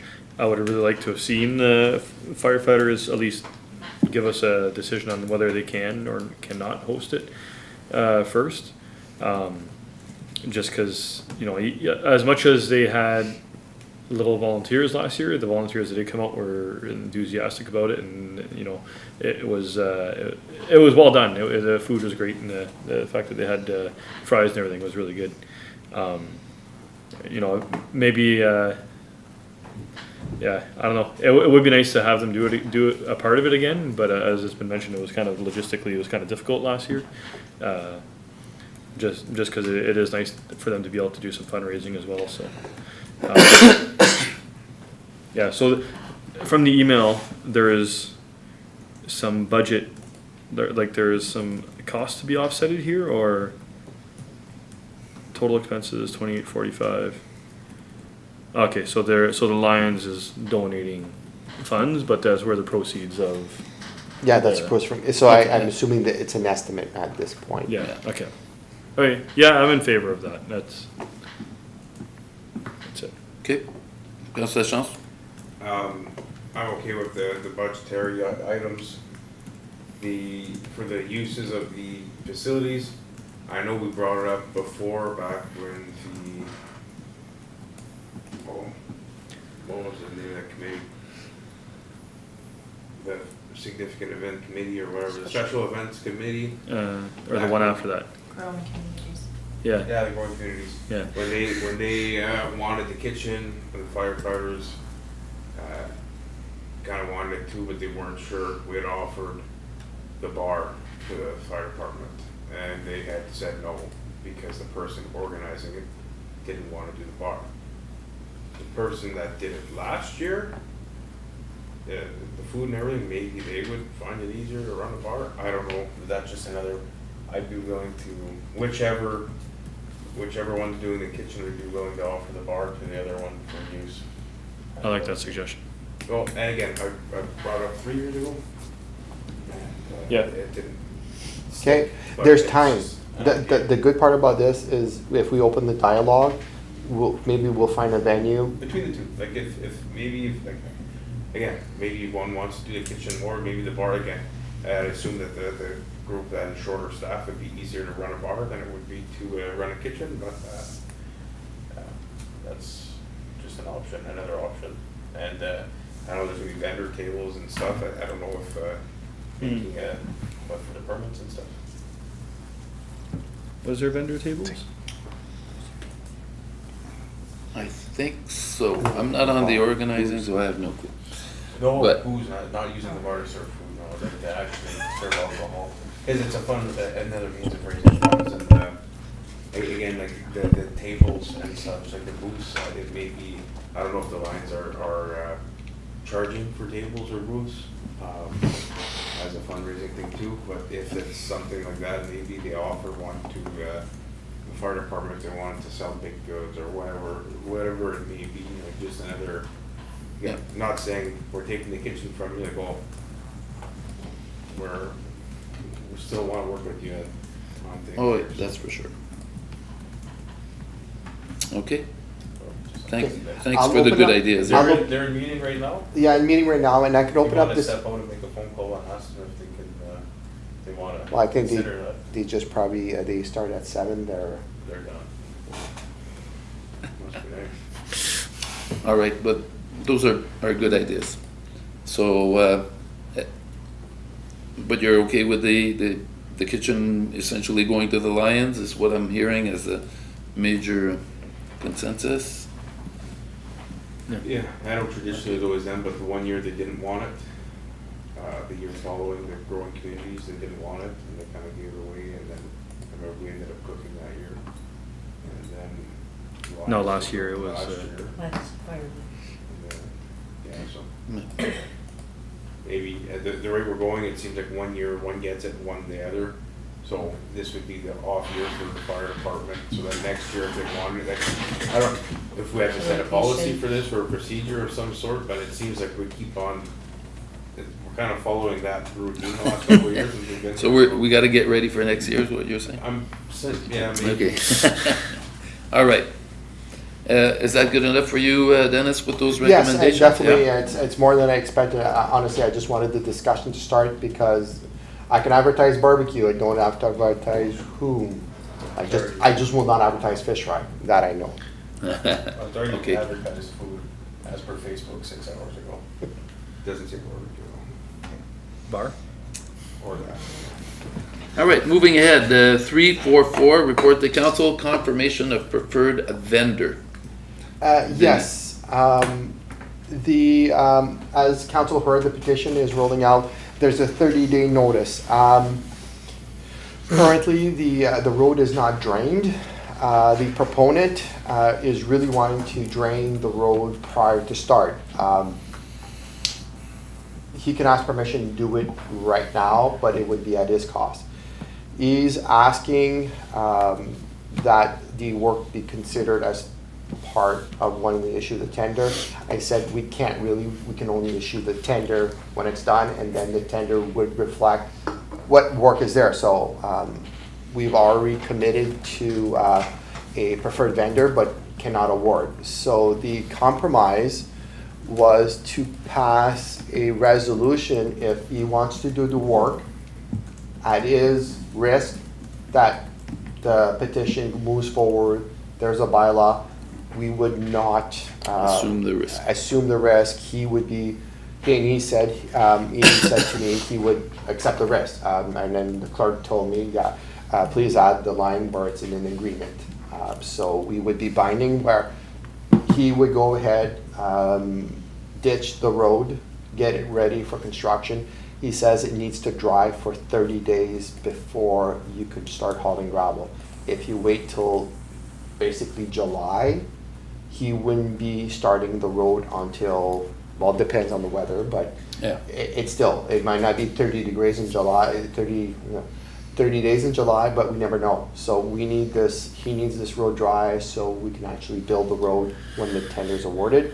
So this was basically the compromise, is that we pass a resolution stating the reason, and then basically he accepts the reason. If he does work on the road, and again, as long as somebody has the proper insurance, it's no different than any other contractor, but we will make sure that we have no monetary obligations until the tender is issued. If it's not issued, it's his. Okay.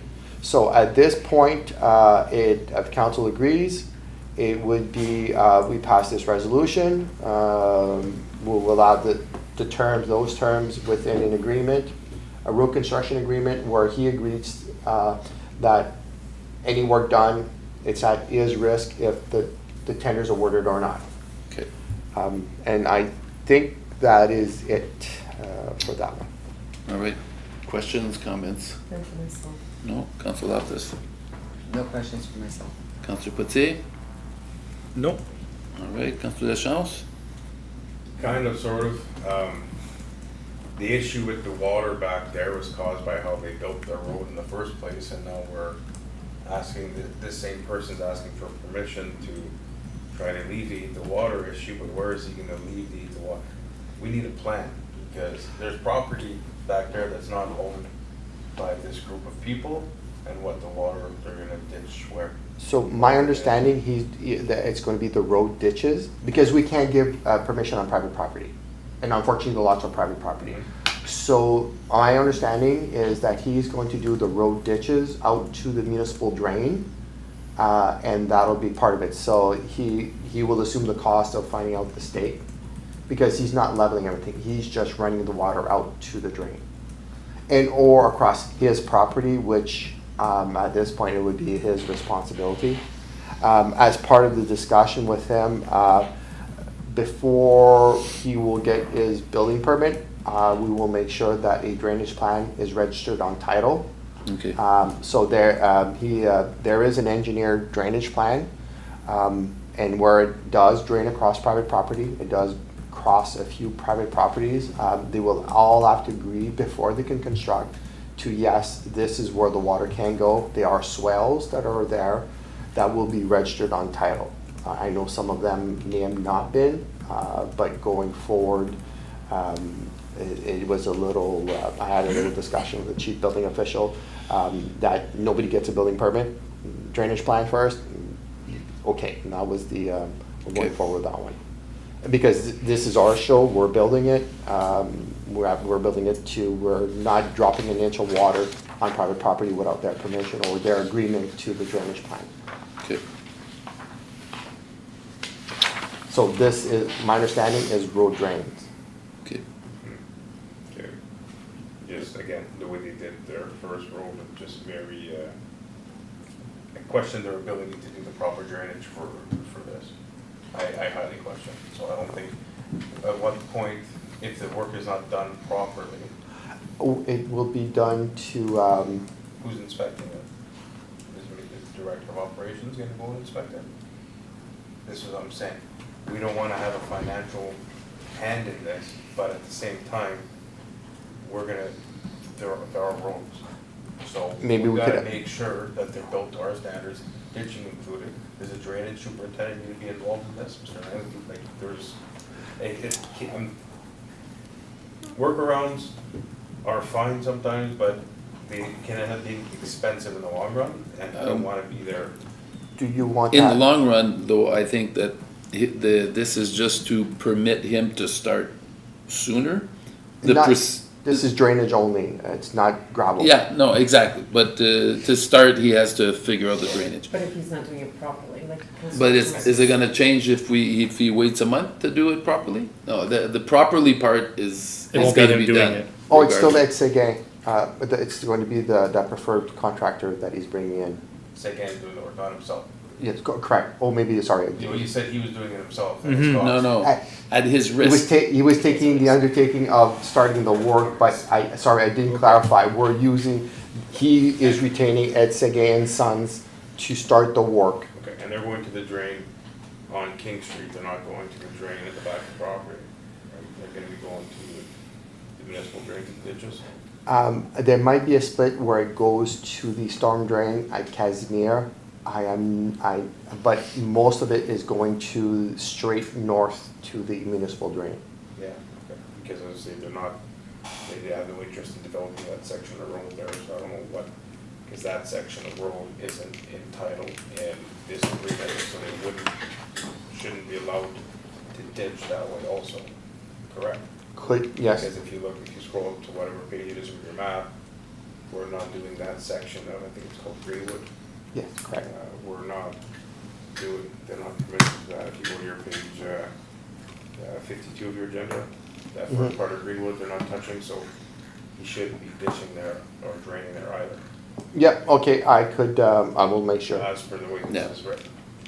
And unfortunately, I didn't put the drainage plan, I should have. Yeah, Should but have. this is just to permit him to assume the risk for Ed Seguin's costs. So if something But happens, it still has to follow. But it still has to, What we've already set in stone for the Exactly. agreement, Which- we're not gonna, he didn't wanna put that section of road in because it costs more money. yeah, So if you can't use that section for construction purposes, it cannot be used right now. It's plain and simple. okay, well, whatever the agreement was for the construction should be followed, that's for sure.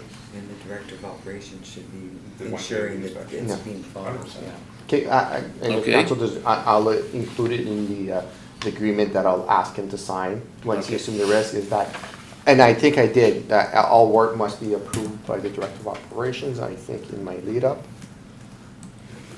On the resolution? That's right, proposed business time.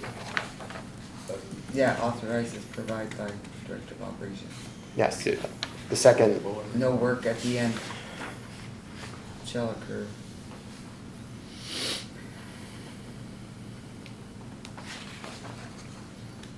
The very last. but I will make sure that it's part of Yeah. the inspection process. All right. Any other questions, Councillor Lachance? So just trying to see where you have that resolution. Right here, this one here, no work, mobile storage, provided by, so the director of operation. Further down, further down, further down, Page go 90. down, 90. Yeah, it could be clarified to include quality of work too, or following the approved standard, approved plan. That bullet is not, That's you have it on the page hard 3. copy? No, that's page 3 of the agenda. Go right up to the top. Oh, okay, okay. Right to the okay. top. This is, Not the resolution, that's in the yes. report, the resolution. Yeah, that's- page 3. That's on. Yeah. Agenda. That, table Oh, of I have it on contents, page 99. Page 3. Well, we have it different. Oh, okay. But it's not written the same on there as it is. No, we're gonna read the one on page 2-3. Yeah, page 3. It's the Just because second. that paragraph is missing. The second one there? The paragraph that I'm looking for is missing in the report, but apparently it's, you have it on the report? I have it on my report. Yeah, so page 99, Yeah. second paragraph. Okay, if there's deviations, like, make sure we're all looking at you're gonna be reading the one from page 2-3? So now you second. Yeah, second paragraph, right there. I'm reading, yeah. It could be clarified that, well, no work, to this, it could be to the satisfaction or, because whatever we do, we need a municipal staff to say yay or stop. Okay, but we're all looking at the one on page 2 and 3, because that's the one we're reading. Inspection. It just Yeah. says about authorizing the work. So I would be agree that, to the work must be completed to the satisfaction of the Director of Operation. Okay, so instead of with written authority. So do we want to add that as an amendment, is what we're saying? I think it should be in there to cover our. Yeah. Yeah, okay, who wants to make a motion? Councillor Lachance, second, Councillor Loftus. Where do you want this, looking on the page 2 and 3?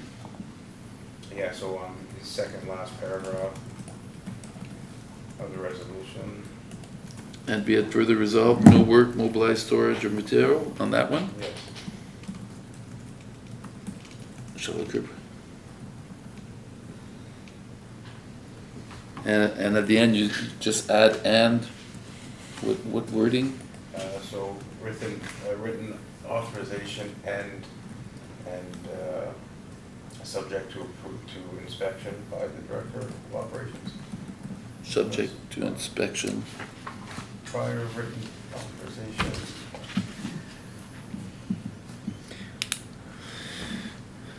And is subject to inspection by the Director. I don't think it should be added to that. Or it could be a separate. I think it should be a separate. Just another. And be further resolved that. Okay, the as a separate item? Director of Okay. Operation. Because when I was saying about her approval, this is where we're going to saying. All right, one person can, what is it that wants to be added? You made the motion. And be it further resolved, All work is subject to inspection by the Director of Operation to follow municipal guidelines or construction. Okay, be it further resolved that all work, go back. All work Work is subject to inspection by the Director of Operations.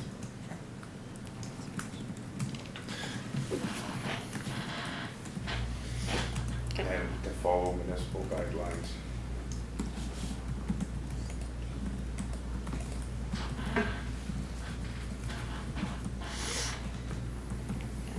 Okay.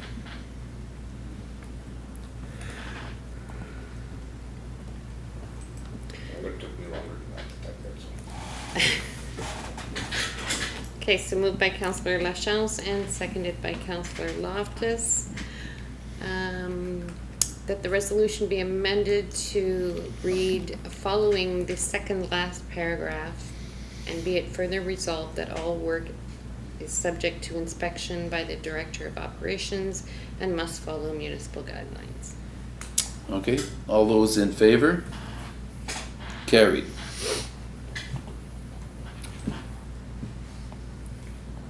Had we put a mover and a seconder for the No. first? No, No, we okay. should have. So So now, are we ready to move, who wants to move? Councillor Potier and Councillor Loftus?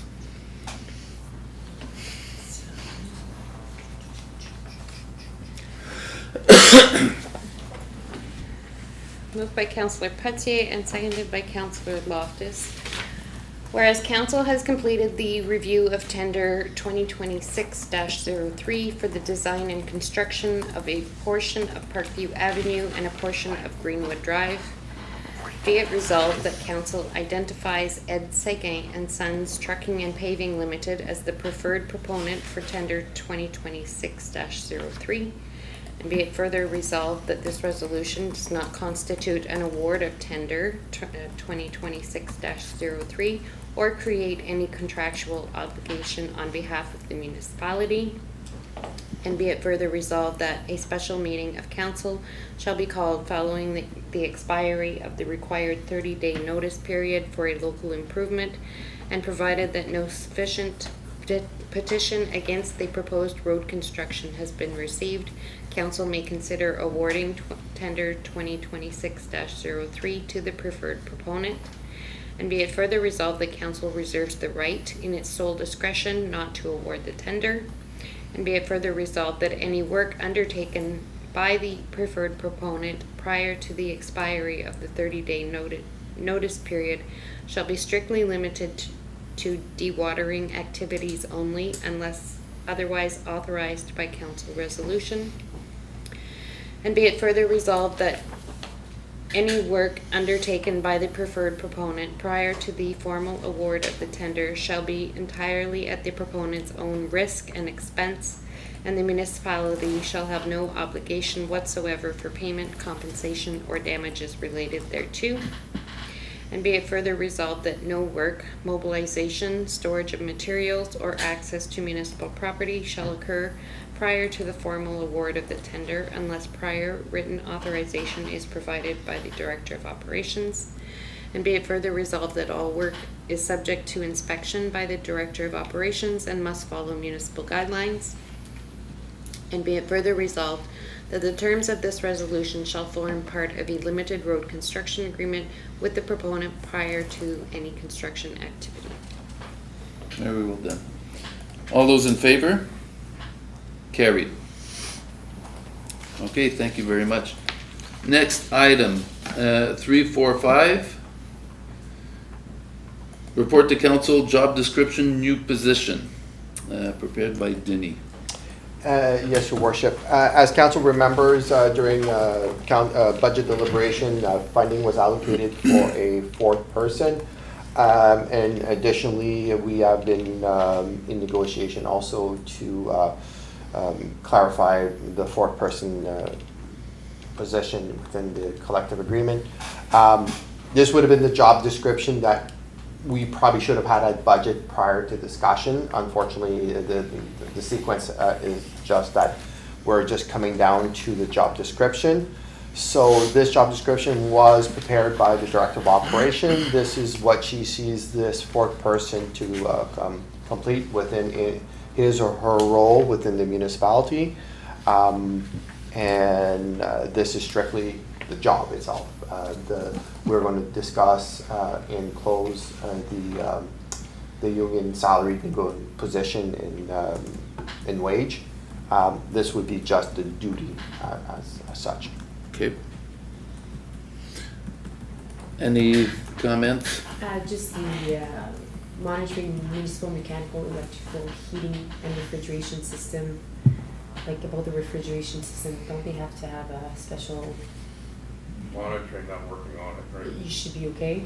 I'm just wondering. Monitoring is just if it's not working, then you have to, you see it's not working. So. I thought that even monitoring. So Can you clarify? I'm pretty sure the intent is for this person to acquire the ticket. Right now, we only have one qualified person, and this person, if he's absent, we have no one to run the plant. I know the training was offered to the other staff. He did not want to take the training, as we can't force training. We are hoping that this second person will have the acquired ticket.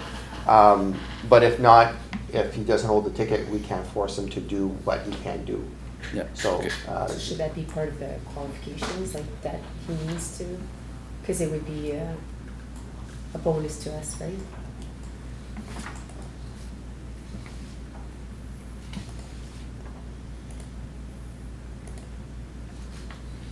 Like it just Yeah, says they just have acknowledgement. knowledge Yeah. of mechanical, electrical, refrigeration. It says, just says knowledge, just opposing. Because it says valid class D, I wonder if we should like word it that But future. the way it's worded, though, monitoring is not operating. Yeah, is The that, person is that not was the gonna be question. operating But I it. think, didn't we have to hire someone just to monitor that one time when the lead facility Yeah. lead was away? Yes, Yes, because sorry, through your worship, that was because we didn't have anybody, so we needed to hire somebody with a We ticket. needed somebody qualified, Yeah. flat out. Our- We our have a person qualified was person off. to operate. But I'm just thinking like for future, like if we're hiring someone, I think it should be part of his, to man- get qualified, so we can have a second person on hand. So, a qualifying clause that he may be required to attain the ticket even if he doesn't. It's fair, because we are, one person breaks a leg, or, no, sorry, knock on wood, I don't wanna get some bad luck there, but, we're without an operator, and You can just put it under qualifications, Yeah, it's funny. just add it there. That's it for me. that's it for you? Okay, Councillor Loftus, I have no questions. Councillor Patier? No, I'm in agreement with the recommendation. I just, yeah, the recommendation of refrigeration certification, I think that's a good clause to put in there, so, yeah. Oh, you're also recommending adding Yeah. that in the clause? Okay. Councillor Lachance, Yeah, I'm okay with what's presented and the addition. adding the clause for refrigeration. So, add the clause. All right, next item. Report to council, legacy speed limit, Masquinonge Creek. Denis? The mayor did reach out to his committee, to the detachment commander. We got some clarification from the OPP. Is the OPP enforces the speed limit of 10 kilometers an hour, 30 meters from shore. From that information that we received today, unfortunately, there's not time to distribute, because everything came in after 4 today, so anyways. She was at a conference. And yes, and then the plan were, addendum was also on the road. So that being said, my recommendation of that we maintain the 9-kilometer speed limit on Masquinonge Drain, which apparently is the responsibility of the municipality of St. Charles from a 1979 resolution, and I'm assuming there's a bylaw stuck somewhere enforcing the speed limit on Masquinonge Drain. With this 10-kilometer, 100 feet from shore, I don't think the creek is 100 feet wide, so, because from shore to shore, it's 200 feet. So now this speed limit becomes redundant. If they're speeding on that section of drain, the OPP are well within, according to Ms. Rifou, Rifou. Nathalie Rifou. that the OPP are well within their means. So the recommendation would now change to, we do not wish to pursue a 9-kilometer speed limit. So 1 kilometer difference. 1 kilometer difference, and the distance from shore is, still remains the same, so. Okay. With this new information, I can share with council the email to, but right now, the recommendation would be to just discontinue this as there is alternate, language. And if I understand correctly, if it's our bylaw, it's a different arrangement with the OPP from the email, Yeah. It becomes our dime. dime, yeah, our responsibility. Any questions, Councillor Framboise? No, I'd like to keep for it to remain. I'm just wondering, are the signage and everything still there? Is it appropriate? Are they faded? Are they The last time underwater? I went fishing was 2 years ago in that creek, and it was there. The 9 kilometer, I always wondered who enforces this. I hadn't been here. So just to make sure, you're saying to keep the 9 kilometer as opposed to going to 10? Oh, sorry, we can go to 10, but I'm just wondering if I've never noticed the signage We don't have It's to have a green. sign, though. after 10? OPP enforces it. Yeah, and That it's one. boating rules, so it's all Yeah. shoreline, 100 feet from shoreline. There's, that's what the The speed email limit. came. So it becomes redundant with narrow channel. Have, So you don't need this. No. okay, Yeah. So by keeping, yeah. by the municipality Gotcha. keeping it, it's our dime, we have to take care of it. And add it to What- water. By 1 more kilometer, it becomes OPP So responsibility. you're recommending add one?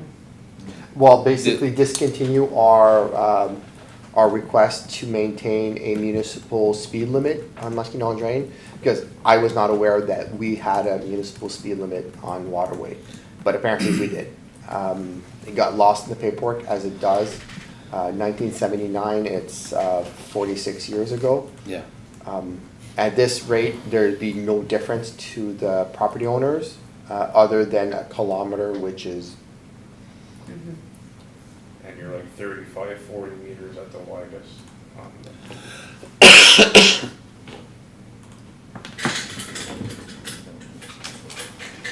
One spot that's like 50. Yeah, okay, Okay? yeah. So discontinue it? Discontinue. Okay, Councillor Locke? Discontinue it. Yeah, discontinue. I was already gonna say discontinue before the, yeah. Councillor Jones? Okay, we can discontinue. So, do we have a motion later? No. A resolution I meant? That'll be later. Okay, next item. Report to council, request free use of municipal facility, prepared by Denis. and I'd love to give credit to the chief building official for doing the question and answer section. She's trying to organize as the animal control. She's trying to organize free use for low-cost vet clinics for residents. She did a pretty good job with the questions and answers. At this point, from what I understand, they are very clean, they clean up after themselves. Recommendation was to use the arena lobby, but from what I understand from the chief building official, like, they are proper and clean. Nothing is out of the, there's no roaming dogs. But I would prefer still the arena rather than the community center, but Yeah. again, I don't know if you, Is there a date selected for this? No. no, well, they just give general timelines of July, I think, June and July. But the only consideration is to make sure it doesn't happen at the same time as the food bank, because that might be problematic. Some well-fed dogs. Yeah, no, definitely booking would definitely, with all groups, like whether it's sporting activity or I would pass it to the calendar, make sure there's no other activity, and actually reach out to food bank in case there's a delivery happening. Yeah, If council chooses for at no cost. all right. Any questions, Councilor Framboise? Was there any talks about insurance? They're not talking about insurance wise. We can ask, this is the North Bay Humane Society, so they hold insurance. They've, like I said, been in West Nipissing. It would just be asked for the insurance carrier for the additional insured, and that could be a simple part of normal rental conditions. Yeah. And it's just like, they don't really say how many times they've done it, eh? In West Nipissing, like, they see clinics, I'm thinking it's more than once, or are they looking They booked 18 appointments at their last for one. that one day? And I'm just wondering if they're anticipating like more than one clinic a year, or, They say it's all booked. They no drop-ins. And if there's no booking, then they don't come. 100%. Yeah. Okay. Yeah. My Insurance. just about the cleaning, I know they say we clean and everything, but it is animals, and I think that our personnel should be checking after, so that would be just the cost that I'm looking for, cleaning wise, instead of having a free rental. So you'd want to have janitorial?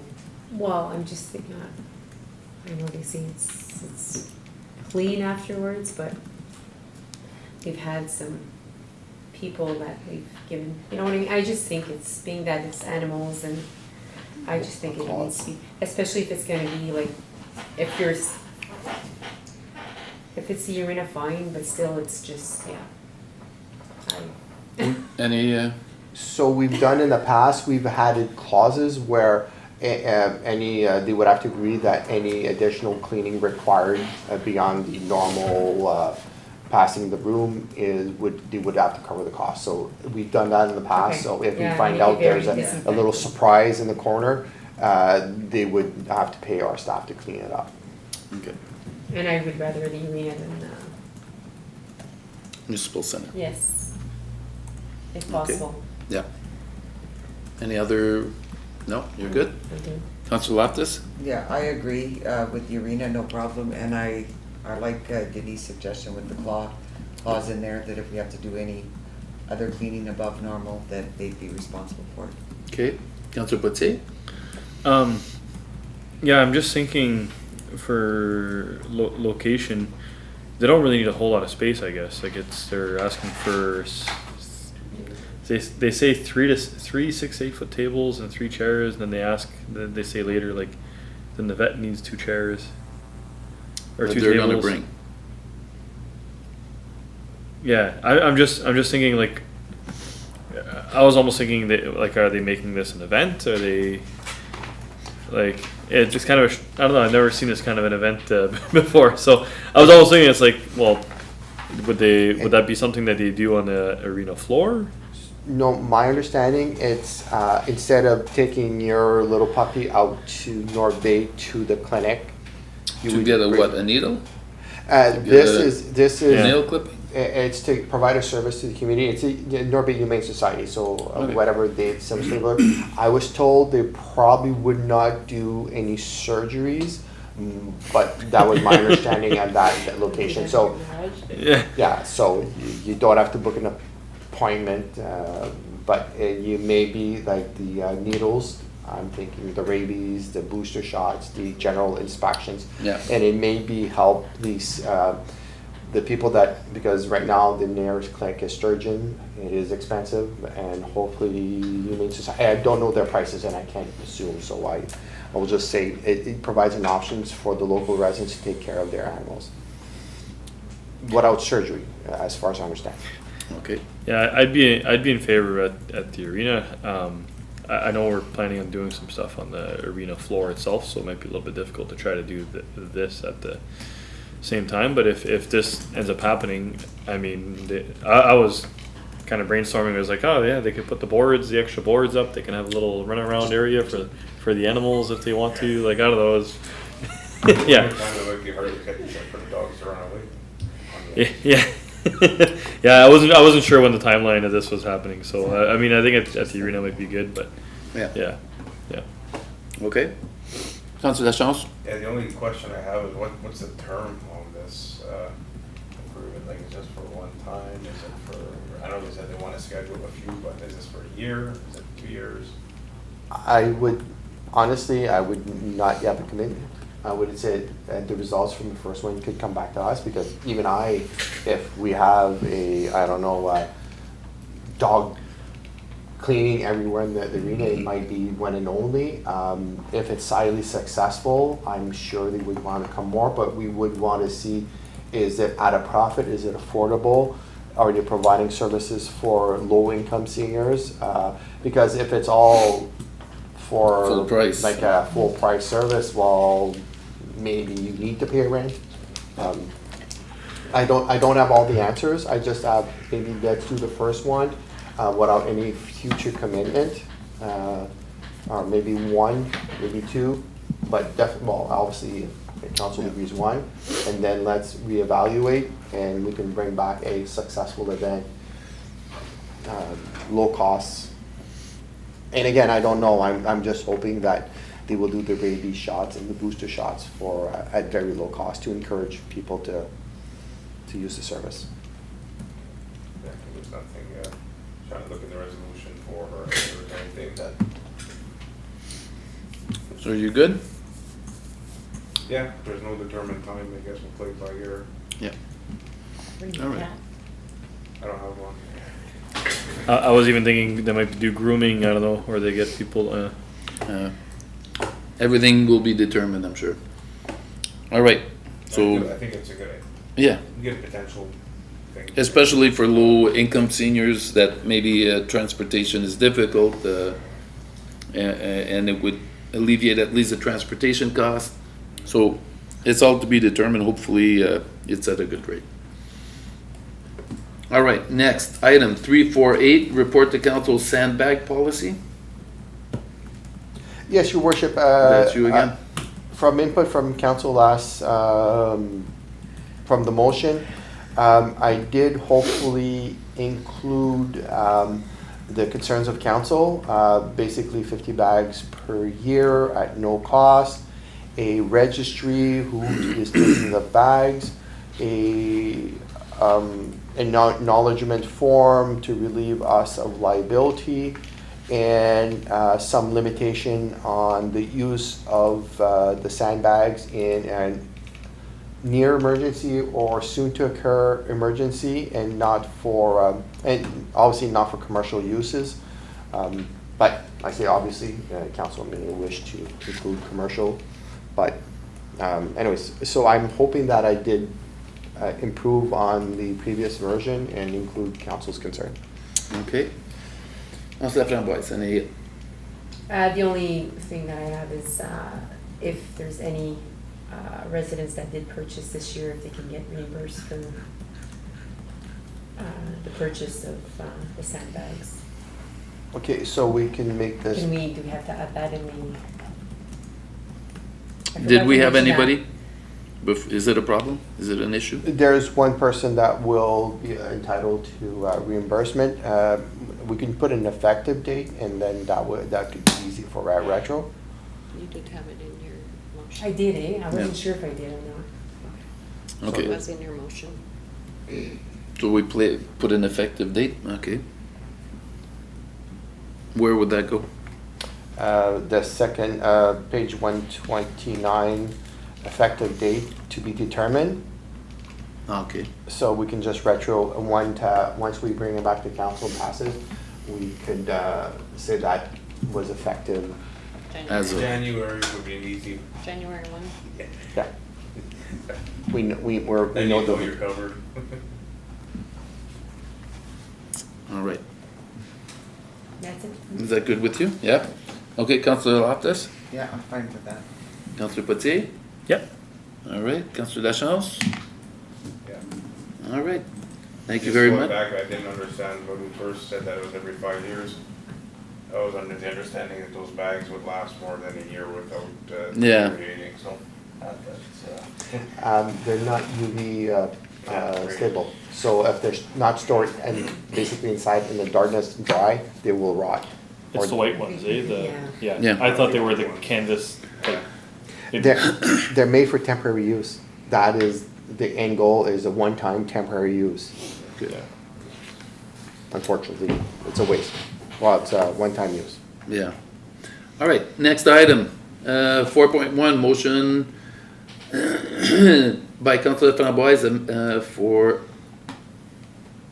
yard waste tipping fees, first reading. Okay, so we have a notice of motion from Councillor Laframboise, subject amendment to bylaw 2026-23 yard waste tipping fees. And the motion to read as follows. Whereas bylaw 2026-23 waste management bylaw was adopted on April 15, 2026. And whereas leaves, pine needles, grass clippings, and brush were not explicitly exempt from tipping fees, be it therefore resolved that Schedule C be amended as follows. Addition of the following under construction, bulky, and demolition waste. And to add unlimited collection of grass clippings, leaves, pine needles, twigs, and branches, quote, no charge, end quote. All right, thank you. So that will be discussed at the next meeting. Now we are at item 4.2, motion by Councillor Potier, ongoing future project transparency. Move it. You are the mover, and do we have a seconder? Councillor Deschamps? I just want to say this, I know it's just typing, but there's a few little typos in the agenda. There's a few As- typos in that resolution? Yeah. Is I don't know if that matters, if that's how. is it that gets- something that we can handle by email? I can. I don't think it's fix an email those. even, I think it's just, yeah. She gets spell proof it for you. Okay, All right. okay, we've got a mover and a seconder. All right, so moved by Councillor Potier and seconded by Councillor Lachance, that the corporation of the municipality of St. Charles be responsible for creating and maintaining a past, ongoing, and future projects webpage on the municipal website, and that the webpage contain all publicly available documents, reports, studies, financial summaries, grant information, and references to council and committee agendas relating to such projects. And that the webpage be updated Yeah, that was fun. on at least a quarterly basis to ensure information remains current and accessible to the public, and that the web page apply to but not be limited to capital projects, infrastructure projects, municipal studies, planning initiatives, environmental initiatives, and other significant municipal undertakings, and that all projects that remain ongoing or that have been completed within the previous 2 years be included on the webpage, and that completed projects remain publicly accessible on the municipal website for a minimum period of 7 years following project completion, and that any information deemed confidential, restricted by legislation, solicitor-client privilege, closed session provisions, privacy legislation, procurement restrictions, or other applicable legal exemptions be excluded from public posting as determined by the municipality. Just those two. Yeah, it was just, yeah. 7 years, I don't know how long that is. 7 years. 1, 2, 3, 4. Okay, since you made the motion, you have first opportunity to discuss. I put this motion forth, it's kind of been brought up a little bit in the past, but I see it becoming more and more a tool utilized by municipalities to kind of showcase as well what's kind of going on in the community, because we have a few different undertakings and projects that have been happening, and there isn't really a whole lot of ability for the public to see it other than either at council meetings or through maybe freedom of information requests, or seeing that there's a road going in, and maybe nobody's actually been aware that there's a project coming up. So stuff like that is it'll be nice to get included on a municipal webpage, and I've seen it be implemented in other communities, so it'll be nice to see. Yeah. All right. Promoting our activities and all of the things that the municipality is doing, I think, is something that we have to try to encourage and promote. Looking at the proposed resolution as it stands, however, I think looks to be time consuming, and that's I wouldn't want it to become time consuming to the point where it starts to be problematic, but I do agree that we need to advertise more of all the things that we're doing. But anyhow, any comments, Councillor Laframboise. No, I just like, it's transparency, like he said, Councillor, lots of people are questioning, asking, I think it should be up and open to everyone to be able to look at for past and future information. Okay. Keeping in mind that all of this is always done transparently. Oh, it is, but it would be nice, you click and you can see everything, right? I think Yeah. That's what we're looking at. But- It's so hard to look at, trying to find anything on the municipal website these days. Yeah, it's the hours to go click and find everything. But anyhow, we'll keep going through and we'll see Councillor Loftus. Well, what we discuss in the meetings is open, and it's, all the information is always accessible, like if they wanna come into the office. I don't think having the staff put all the grant information and every little detail about a project, I think an upcoming project, if they would like to inquire more, they can listen to the council meetings. The council meetings are on the web, on the YouTube. So you can go to any council meeting and say, oh, okay, this is where they discuss the roads and that. So I don't like the fact that we're putting more work on a website for when probably half the people don't go on the website. So you're appeasing half of the population, and the other half, they don't go on the website. I know a lot of people that do not use the website. There's So- not a whole lot of information like this there. No, but I mean, Yeah. no, I agree, some information on upcoming events or like, any projects we have, but I mean, do you have to put who was the tender to this project and stuff like that? Like, this is stuff that if people will know just by seeing the project and seeing who's doing the project, so. And to have something on a website for 7 years, I think is a little bit long. I think maybe like a 2-year. Because after 2 years, I mean, Once it's there, it doesn't have to be maintained, right? yeah, well, that's what I mean, but anyways, I think it's a lot of information to have the employees set up a website and put this stuff on, like grants and details, so. Can I ask a question about Yes, you that can. actually? I would assume, for the most part, a lot of this information is probably already kind of generated, or I would hope some of the information is already kind of kept together.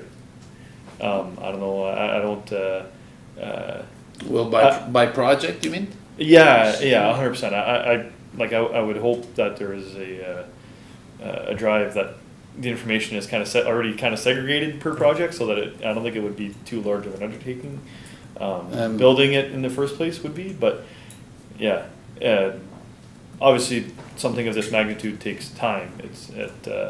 Maybe we need to add a Maybe we- expectancy that it's not needed to be done on the day this passes, because maybe that's where it is right now.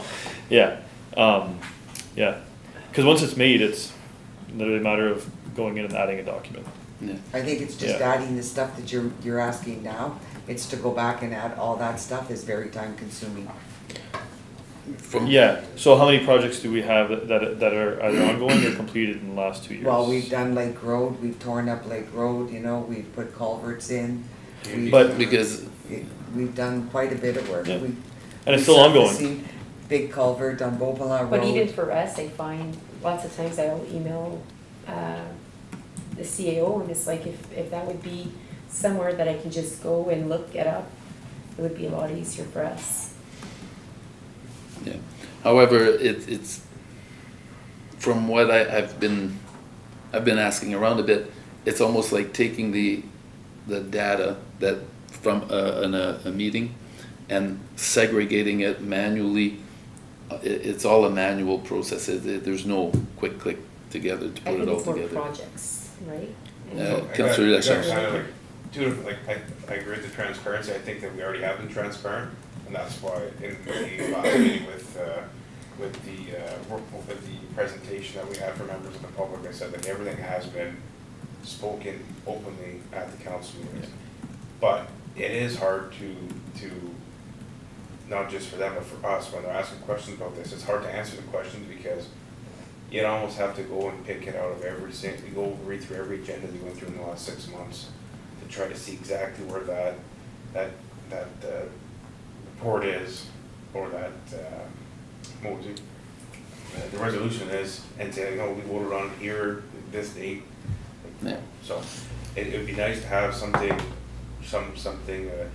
maybe, even if it's on a website, Accessible. even if it's a board, like a designated board or a wall, that we just pin certain things on, like when it becomes a project or over X amount of dollars, because you'd almost have to, you can't just do it for every project, you almost have to follow a certain criteria. So if you said any project costing $50,000 or more is gonna be put on this board. Because other than that, anytime you change a faucet at the arena, technically it's so like Capital, yeah. we have to set guidelines. I think that we've got a sign that's not working right now, which might all actually fall on this, a sign that's reporting that we would fix the sign. And the sign at the community center are 2 spots where you can just every now and again, they roll into the gate. This project was done, or this project's coming. And the third and final part of this is, I know the workload side of it is something that could be extensive, but we also had the whole EDO position that was kind of floating around there. Yeah. This, to me, this would fall into the role of that position, should we be able to secure the grant funding as we're hoping. So I'm not saying to table this whole idea. I think it's a great motion. I think we need to make some small steps, but I think for the deeper dive of it, I think that if we can, I don't want to say it's depending on the EDO, but like I think that would be a lot easier if we get that. Yeah, that position filled. If that makes sense. What I was gonna make maybe a motion to amend the resolution to change that the 5th paragraph, instead of, and that all projects that remain ongoing or that have been completed with the previous, within the previous, I get that would have been within the previous 2 years, be included on the webpage, but be excluded from requiring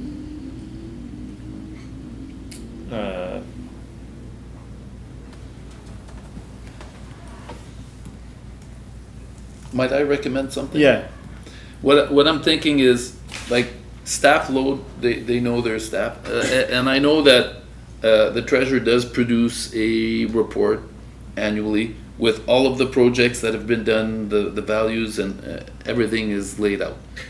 And it is only annually, and it's not in a detailed format. But that goes out with the taxes. Everybody gets it. So everybody gets a chance to see, at least once a year, annually, how this all comes together. Because you have to keep in mind, if the director of operation is running projects in the summer, she maybe doesn't have time to meet with the treasurer to try and sort it all out and make sure that things are That's why going. they'll ask councillors, right? And then if we want to give them the answer, we have no choice but to bug staff to get exactly. the answer we want. So- So unless you want to do like a share drive or a share folder that we have access to for all of Well, this. that's what I'm proposing. Maybe we give it back to staff to see what they can come up with, instead of trying to push something through that is not workable. Or gonna add lots of hours to an already busy day. Yes. I'm just confused as to when you're talking about a shared drive, because I'm assuming you're talking if a resident asks, how much did we spend on something? Our financial system is not something that can be shared. So in order for me to like give you a kind of like report on Sawmill Bay or that detail, that's something I would have to create to put in. Just like the resolutions for the projects, like, because we'd have to go through and read the agenda still to find resolutions, right? We have no choice but to do that. It's not like bylaws where they're posted under the bylaw section of the website when it's updated.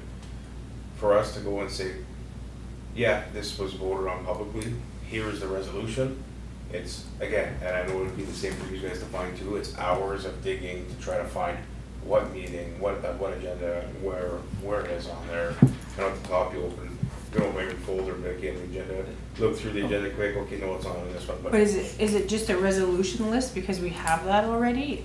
Like it's up to date, everything?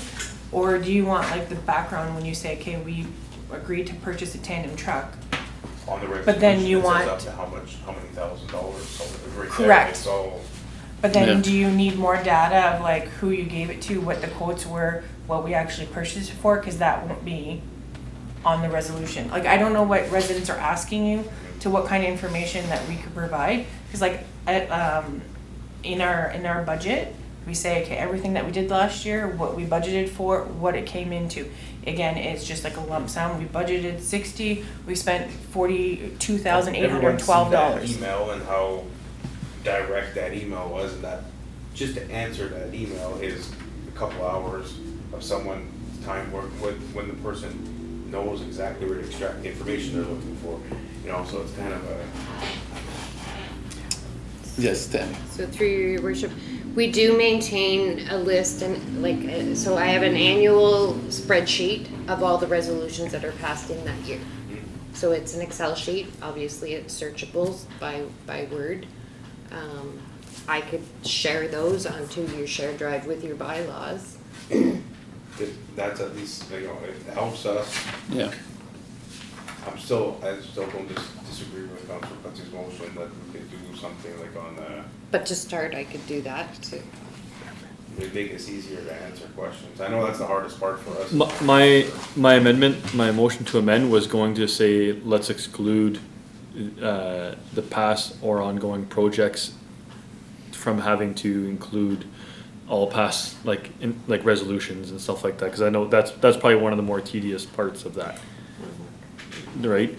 Cause to say that we don't have all the information gathered for, say, Sawmill Bay Park or the village roads or the Lake Road project, to say that we don't have, like, to say that the information isn't already kind of together somewhere, like, I would hope that we're organized enough that the information is together in a folder, you know what I mean? Otherwise, Well, that's why I'm saying, like, yeah, I don't know. and that's where staff input Maybe the would be, staff could would be come good back. in this, Yeah. yeah.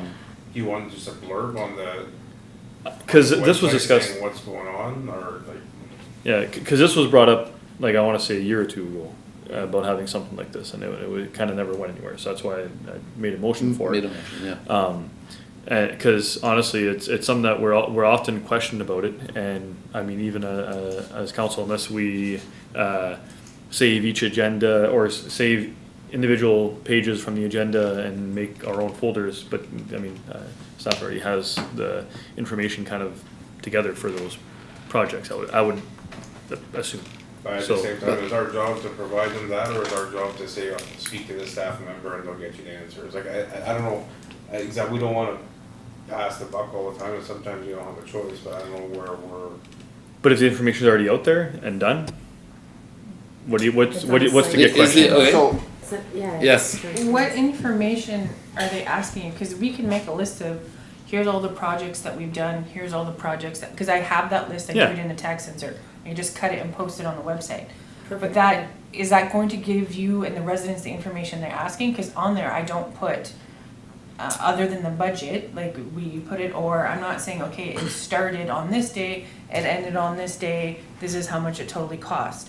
Or you're talking about adding it quarterly, like this project here is taking 2 years. So am I updating my year-to-dates quarterly, saying, okay, this is how much it is, this is how much it is now, this is how much it is? Or am I reporting at the end of the project what it is?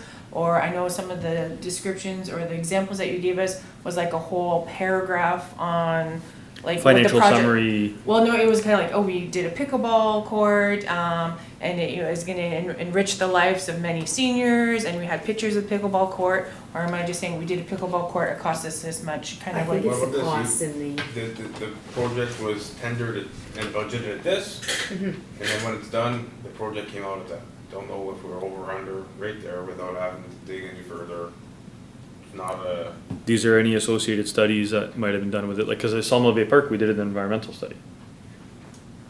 Where is Yeah. that? Yeah. Right? Like, that's where that kind of stems from, right? There was an environmental study done, that's public, knowledge, it was, Like, I think in an But it's agenda at one mentioned point, that- right?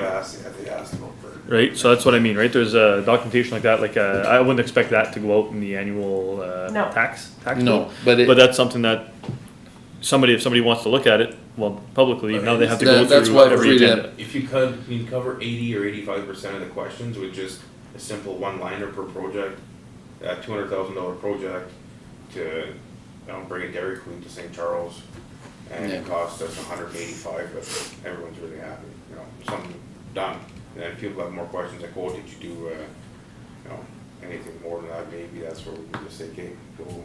Yeah, This I is- think This is the, Tammy, she'll point you in the right direction, or we have the share folder for the resolutions, we type in Dairy Queen with the resolution, and, like, I don't know.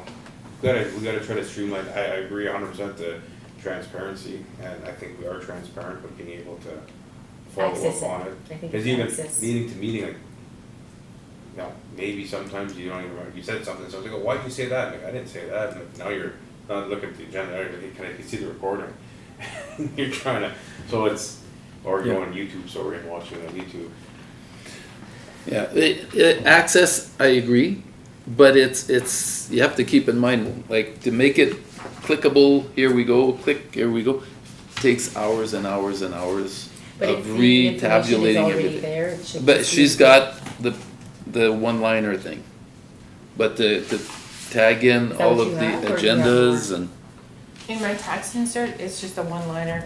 So, in the tax insert that's coming, it will say everything that we accomplished last year. No, but Here's if all you, this thing like, that we if did. you look at your, like, you go on your computer and you look Sawmill, like, obviously you were able to find all of this information. Is that an easy fix for you to look that up? Like, if I would say, It's not can a you, quick pick a button and hit enter, no, I understand that, but yes. but is it very easily accessible? If you ask me to get it, I can get it for you like I did. Is it something that I can produce on demand? No. Is it something that kind of Of course not. has to kind of be not manipulated as in like change numbers, but like make it presentable and viewing properly, so that it's nice to the eyes and stuff like that. It does take time. And then again, where do we stop? Because usually we only categorize stuff that we have grants for that I Exactly. need to keep track of where we actually spent our money, or bigger projects that we have to report, but most of them are grant funding. But if we're changing, we have $30,000 for culverts, I'm not keeping track of No, I don't think how all that's- those culverts are being done. And it's just a financial summary, right, is, the term that was kind of used in there, and I don't know if that's too vague. I kind of tried to leave it vague enough that it was literally just a summary. But a Not- financial summary of what? Because then that's where Of you that have to give project. me like a definition of a project. So, pickleball court, the daycare, I guess technically would probably fall under that as a municipal, Sawmill project. Bay Park. Sawmill Bay Park, the Lakeville. splash pad. so how many do you foresee in a Anything year? that's not maintenance. But, yeah, well, honestly, that's what it is, right? It's a capital project, it's essentially almost an, council, But this is again where I said to put a lower limit on the dollar amount Yes, for this project section would be very important, because, yeah, not saying that if it's worth more than 20 grand, that we, less than 20 grand, we don't want people to, no, like, but how many different items you have, Yeah. like, it would be quite a list. and that's where we can amend it, right? And That's where. that's why I'm something saying, how about if we give it back to staff instead of trying to Give us a tweak this report thing on something that's. and see what staff can come back with as a workaround or something that would be helpful to us. So can we would it be refer this to? Or defer. Referring is if it's going to a gonna specific date, right? Yeah, I would And want to refer deferring it, is just indefinitely technically until. I would want this referred to no later than the July 15th? It was the, July and August, the third Wednesday? July only, August is the second week because of AMO. Oh, okay. Yeah, July and August were only one meeting a month. One Yeah. meeting, yes, Yeah, sorry. okay. Okay, so, yeah, July 15th, so so to the July regular meeting of council. Yeah. And And that that gives gives a month staff and a the time to Yeah. try and look at what they can come up with. But is it clear what we want? I don't think it is. No. But maybe with the information, they know that we're looking for more, maybe they can say, okay, we can do this, and we can do this. Like, if you're going. Maybe I can send some Look at the examples. city of Sudbury with the arena. You know that they're paying $100,000 a month to Wacky Wings. You know that the whole project's $300 million, and you know who the general contractor is. There's 3 big bullet points that everyone knows. Are they saying where they bought their nails from? No. No. Are they saying how many 2x4s it's taking? So we can't. It's the high-level There's a items. project And there's a skeleton of the project and the inner workings, and what's important is money in, money out. And maybe who's doing the work and a timeline, maybe when we're doing it. Like, to me, Yeah, those are like, yeah. if you can put those 4 out of there, you're eliminating probably more like 90% of the questions you're getting back and stuff. Like that from the residents. But when you're doing a budget, we're seeing all the expenses from last. We do. We do. Yeah. People are And not, when people. Do they come in not see it? ask- They do, They but when do, they but they ask don't you want. 5 months later, they ask you 5 months later about the information, Because they have access to the budget yeah. You just. and the refer to budget. projects, when she's giving the budget, it'll say this project was 50-some thousand, this project was 50-some thousand. So that's basically answering their question. But now it's gonna be updated quarterly and it's available on the website for them to view at their leisure. That's or the description difference. too. Include, 50,000, like, it should be a Yeah. little more this. I don't But we think have to anyone here- realize I don't the, think anyone here thinks that we're not transparent. I don't No, think no. that's the No. issue. It's just that the. I've people never that heard watch- anybody say. from that what we're I not understand, transparent. however, we might be adding quite a few Everybody tells hours. us that we're Well, transparent. that's Okay, what- all right. build it, to build it. Was about us Once it's being built, transparent. it's- Unless it has to be done every time. But now we're referring or deferring? referring to the Deferring. July. July, Okay, Defer. to July, okay. So, and then that gives them a chance to see what they can come up with and what sort of hours they predict it would add to their schedule. So, anybody, so he I made need the a motion? Seconder, Councilor Lachance, It's a good motion, that just, we need a. all those in favor? Carried. All right, so that way, we know it's still on the books, we're gonna come back to it, and it gives them a chance to come up with something that's workable. Okay, next, the addendum. Yeah, the addendum. Can I have a mover and a seconder to accept the addendum? Councillor Loftus, Councillor Lachance?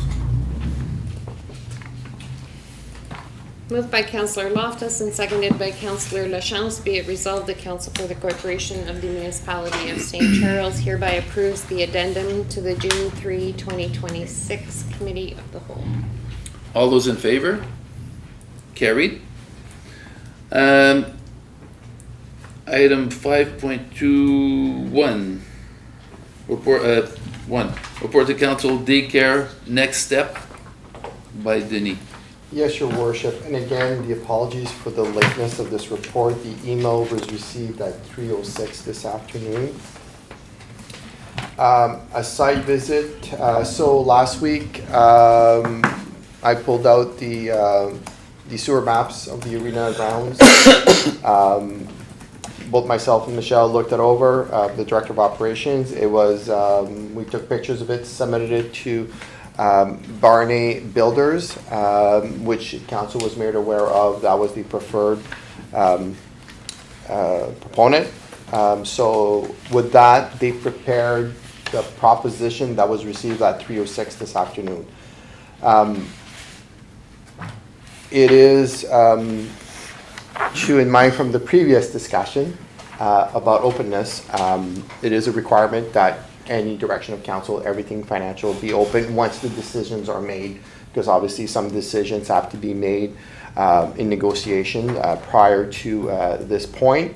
The 90% of the goal of this resolution is to table the quotes that were sought, the decision to move forward with Barney Builders, which the proposition is attached to the back. We can walk through it. It starts on both, well, you can see all the previous ones were previously distributed to council. So there was no change from the previous, from Faro, from ATCO, or from Descon Builders. So the Barney Builders, they are out of Sudbury. They are a reseller of Royal Homes, which is the, not modular homes, sir? And this is the proposal they put together.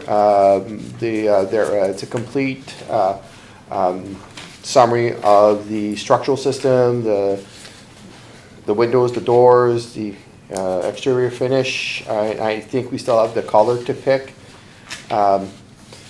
Myself and the Director of Operations were debating whether to color match with the arena. Interior finishes, kitchen facilities, bathroom facilities, mechanical, electrical, plumbing systems. And again, if there's any questions, I'm seeing they have a 100 amp system there, which I'm surprising, as they did mention a 200 amp system. Foundation, as you can see, this is not pylons, is a full poured concrete footings, nominal 20-inch wide, plumbing systems. The compliance code, obviously, we're not above the law. We follow the Ontario Building Code. Especially in this case, is the standards for childcare, daycare, and the warranties and guarantees. There's a 10-year structural. Barney Builders, from a discussion with the school board, they are the preferred vendor for the Conseil catholique du Nouvel-Ontario, and they are currently building at Saint-Thomas and Saint-Antoine this year. They're doing a daycare, and that was announced because now it's all publicly announced at Saint-Thomas and Saint-Antoine. I think it's just an expansion. I'm not sure what's happening. I'm not sure what's happening there, but it's a project. So they're the go-to vendors. So they're very reliable, competent. We've had the site visit. They have a full layout. Again, this daycare is for a 15 child care unit.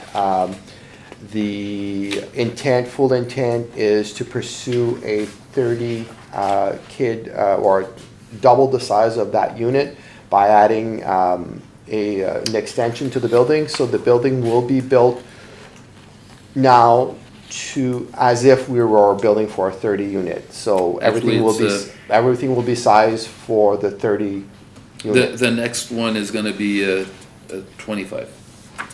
Slightly bigger, yes, because they don't have the storage. It doesn't have but they've added for the pouponnerie. What's that? A full-size kitchen. No, they Oh, infant care, and so they've got those other sections in the extension. yes, because you wouldn't have the laundry, you wouldn't have the kitchen, you wouldn't have the staff room. All that has to be in the first one. The second one is more significant expansion.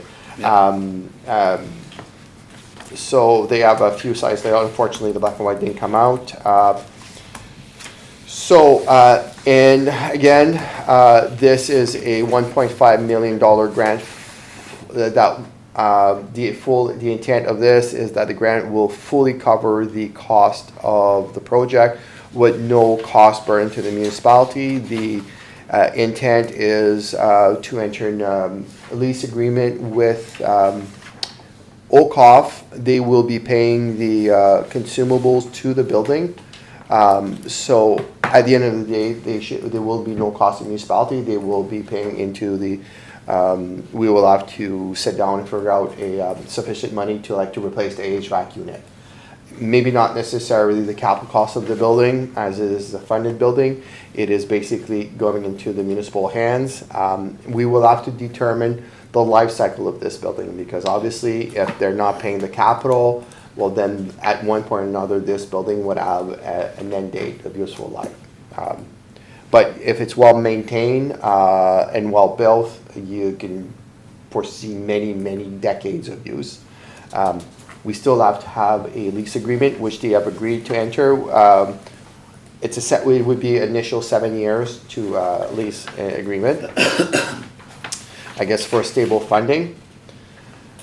So part of this is putting this as a public, what efforts were made to, because of the, I wouldn't say urgency, but the conditions for have the grants is we had to do these steps in unfortunate speed that we were not comfortable with, but to have a daycare operational in about 6 months from now, we were thinking of taking 6 months just to think about it and figure out a place, and unfortunately it's been trusted, pushed on us, and these are the conditions. Okay, so we move forward. Part of the resolution will be to acknowledge that we do have comparative prices. They were not done in a sealed tender fashion. They were just requests for quotes. They were received. We just have to acknowledge that because our purchasing policy is request for tenders. They were all done in fairness, asking for quotes for comparisons and as received, submitted to council. And now we have just confirmation, as it was confirmed with the project manager, that we are proceeding with Barney Building and Construction, Royal Homes Corporation. And again, this was done at 306 and 305, and I was rereading the budget. That amount, the 510, is for the building only, because I'm comparing apples to apples. Because here I had Faro and ACO with building to building, and actually they were very competitive because neither of them included. So yeah, like 516 to 547 for the building on this side. So we were, like, for all intents and purposes, we had a fair price, and this is comparative to the others. And then they have the full budget for the construction and the home at 1329,528. So I did write the resolution in terms of approving the purchasing of the home, and then approving the entire budget. I don't know if there would have been just approving the entire budget would have been better as presented. I would just, as I did it and I'm looking at it, I would probably just amend that the last paragraph and be further resolved that council approves the project budget as presented by Barney Building and Construction in the amount of $1329,528. So there are a few things to discuss now. And if there are any questions, so I am told they cannot forward the order to Barney? No, To- he can't to the. I'll read it, to Royal Homes. They have the drawings, everything, as you can see. They can't forward to Royal Homes without confirming the site, and I'll explain why. After we sent the sewer layout, they did the pipe layout and the proper grade from the depth, because they had a profile on the sewer pipe. If we do it right where we were talking at the tennis court, they are expecting to need a lift of 16 inches. So they can work with that. I think 16 inches is if we move it closer. Oh, okay, it was even higher at the, It was, if we Okay. leave it at the tennis, it was Okay. higher. you're most likely correct. So we don't know the height at the tennis court, but it's higher to keep the grade. And again, I'm just relying on what we were told. So the mayor was with myself and the director of operations, with Mr. Richard Diot, which is Barney Builders, and Glenn Hillier, the project manager. So The location east of the arena, they are requesting to move it as far south as possible, meaning we would be closer to the playground. West side? Oh, west side, sorry, West side. west side. I'll talk to the east side afterwards. East side has even more issues. West side, so moving closer to the playground. It is doable without displacing the playground. It would just be closer. And then we would expand north when we would do the expansion into the tennis court, or the old tennis court. This would, one advantage of doing it this way is there would be a bigger gap between the pickleball and building daycare. Unfortunately, Just to, you don't have to raise your hand. no, I just didn't want to.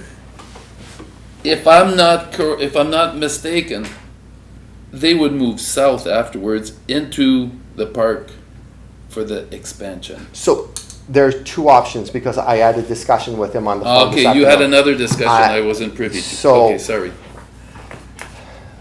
Okay, just keep going. I'm not gonna, Yes, no, I'll no. wait till the whole thing is And done. you don't have to raise your hand. You No, can- no, man, I don't want to cut the sentence. Okay, go. I came at it from a school. So, and again, this is just, so for council to understand, we can make it work where it is, it's gonna be more expensive. They just wanna nudge it south, close to the playground, but leave the playground there. The entire intent of the playground was to move it close to the splash pad once we get funding. So I basically told them I can't foresee council ripping up the playground without a plan. I don't even have to ask. That's not, I think, in our cards. We cannot relocate the playground because as soon as we relocate, it's a new install. It is not AODA compliant. It will not meet our reporting requirements. I will say yes, we put a reinstall new location. No, it's not compliant. We will have an order to make it compliant. We can't go there. So the intent is to wait for funding for the daycare.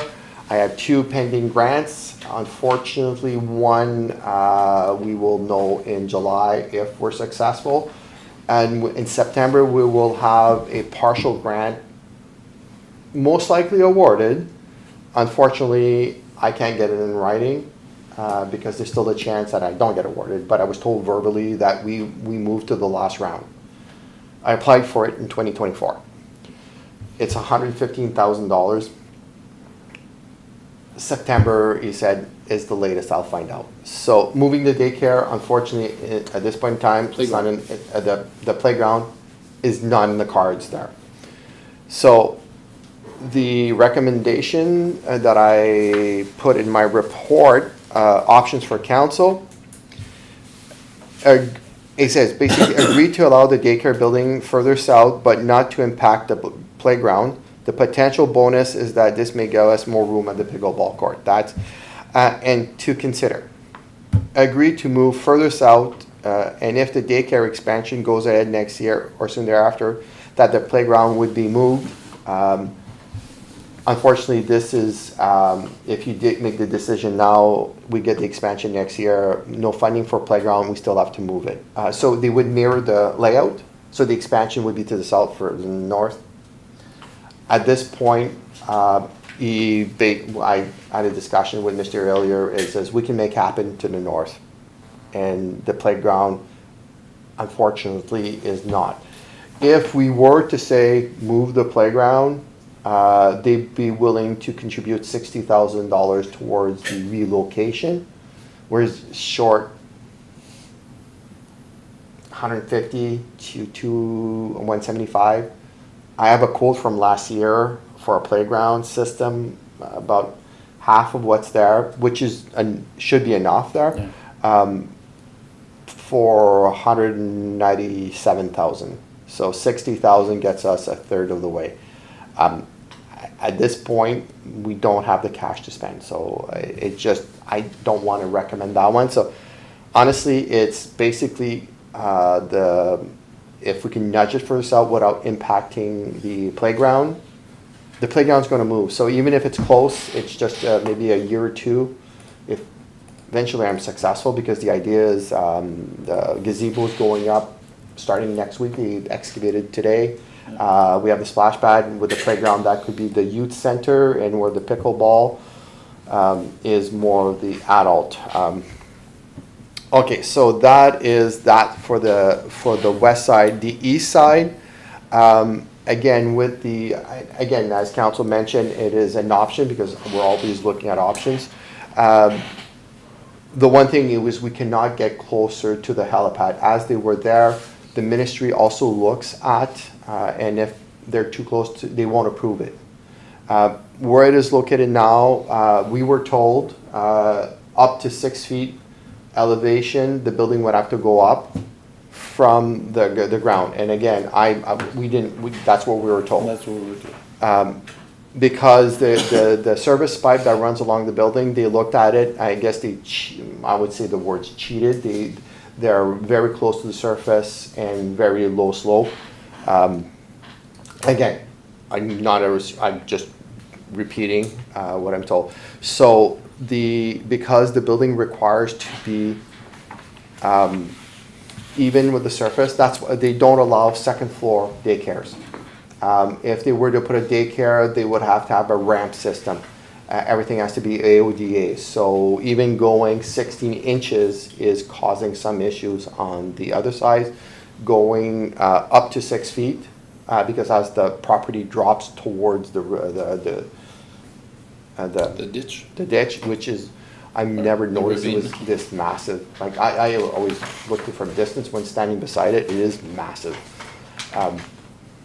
It is not, basically they would be over budget on the east side. And the last thing, they are trying to fit it within budget. Yes, they wanted to maybe hook up to the arena electrical, but unfortunately the treasurer has informed me that we are back on peak metering for the arena. Do you know as of when?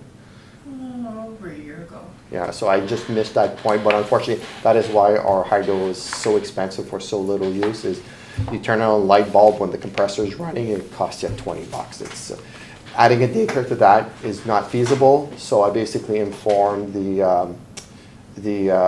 project manager that connecting to the arena is not an option because of peak metering. They would have to install the separate meter either at the post or however they can fit it.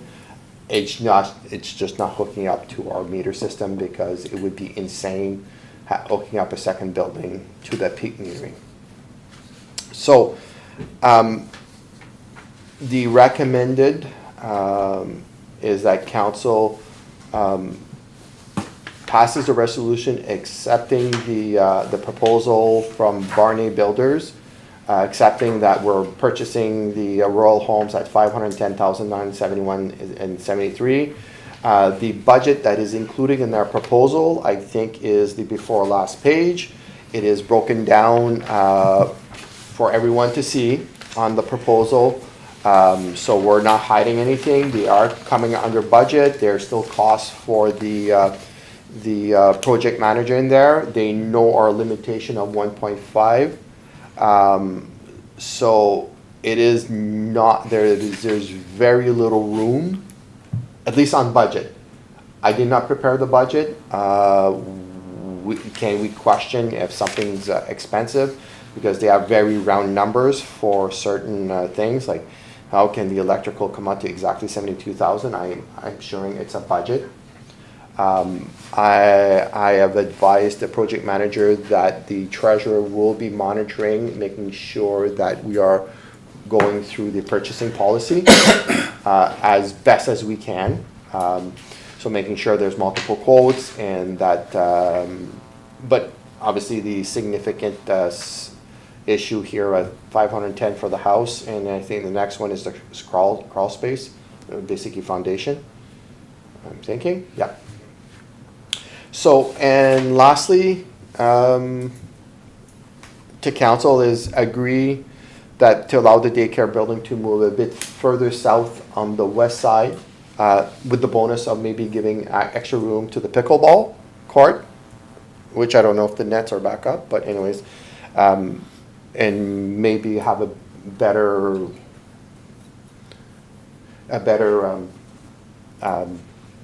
instead of being close to the building, we have a better gap and maybe keep the feel of a separate from the daycare.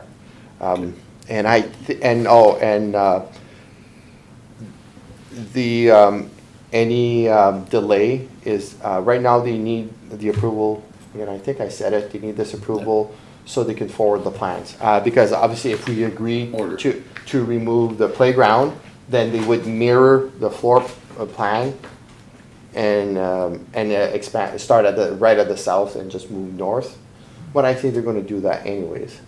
They're doing, that's what you said. Yeah, but the only thing is if we agree to do phase one and then within a year, we commit to remove the playground and they expand south, grant or no grant, we remove the playground. It's also a risky one. Again, I don't gamble. Like I go into a casino with $20. That's where I go. This is way more than I want to gamble with a playground. We only have 2. So I'm just trying to ensure, and I'm really hoping we get the grants, but hoping, I don't want to put anyone in the position of waiting by the mailbox. You're just going south, they're not going west. The reason they want to move it further down south is by placing it as close as possible to the playground. That's how they manage to keep the height to 16 inch. If they would have started on the north side going down, I think it was at least double or that amount of fill that they, and you have to remember, it's AODA, so it's got to have the ramps, or it's got to have all the fill towards the back. And so by starting as far south as possible, the closest distance to the wastewater, the better. And just add one more thing, he told me on the phone, he would move it closer to the parking lot. And because I think that the playground will just be in the back of the building or the kitty corner. I haven't seen the layout. I was hoping it was going to be better shown on this. That kind of screws us for that paid parking too, eh? The paid parking, yeah. That's gonna cost us a lot of money. They are suggesting and then we had the discussion, it would just be, did they include it in their budget? Because we're trying to push it in, just chip and tar rather than paving at this point. Or just leave it on gravel with, I think they said many of their facilities have gravel parking lots. However, it's the roadway that was yeah, now the worst. maybe we don't have to do the roadway expediently at this point. No, but we'd have to get rid of all of the old surfacing that's causing all the ruts. Anyhow, so that is, anything else to add to that, Dennis? I hope not. No. So there was talk about chip and tar, and then they said, well, maybe we do have some that have gravel. So I think the cost of going up to asphalt is further away now. We don't have to be as watch so much for that, but the construction site, I think, is the best location is towards the west, as low to the bottom as possible. Any comments or questions, Councillor Laframboise? Well, I'm overwhelmed with all the information, so I'd like to pass it on to my fellow councillors to see what they have to say, because right now, it's a lot. Okay, Councillor Loftus. I'm in agreement with the resolution, like we can't put it off because obviously, you know, they've got the funding, they've made the announcement, and it is what it is, and like the CEO said, we are planning on moving the playground, you know, so hopefully we will get that grant, and I mean, there is grants out there for playgrounds, so keep an eye out and apply for as many grants as you can. Yeah. Councillor Potier? So, seeing how there's limitations for the east side, looking now to the west side, I'm like, I had mapped out how large a building would be in their original plans, and it was honestly, looking at the picture, it was the width of the the tennis court up to the gazebo. Like, it's a little hard to kind of. Okay. It was. But now they're starting further south. But like, I don't understand how they need to go. Like, it's a little hard to. I don't know if I can. Like, it wasn't that excessive. I can't zoom in more than that. This is what I kind of came up with. Was that the first version or that's the That's full with the thing? expansion. That's the whole expansion, and so it's 130 feet? yeah, I think 120.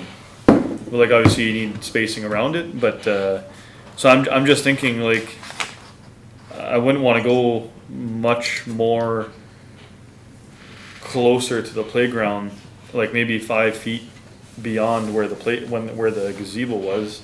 Like it's been mentioned, the playground's going to be there for the foreseeable future until a grant opportunity comes up. And I don't know that I'd want to put it closer to the rest of, like, more towards the little goat path we got there.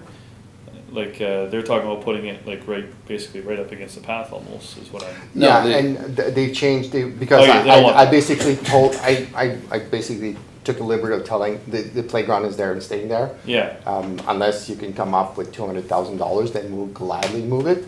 But unfortunately, it's as close as possible, as comfortable, and then council can discuss how comfortable we are. yeah.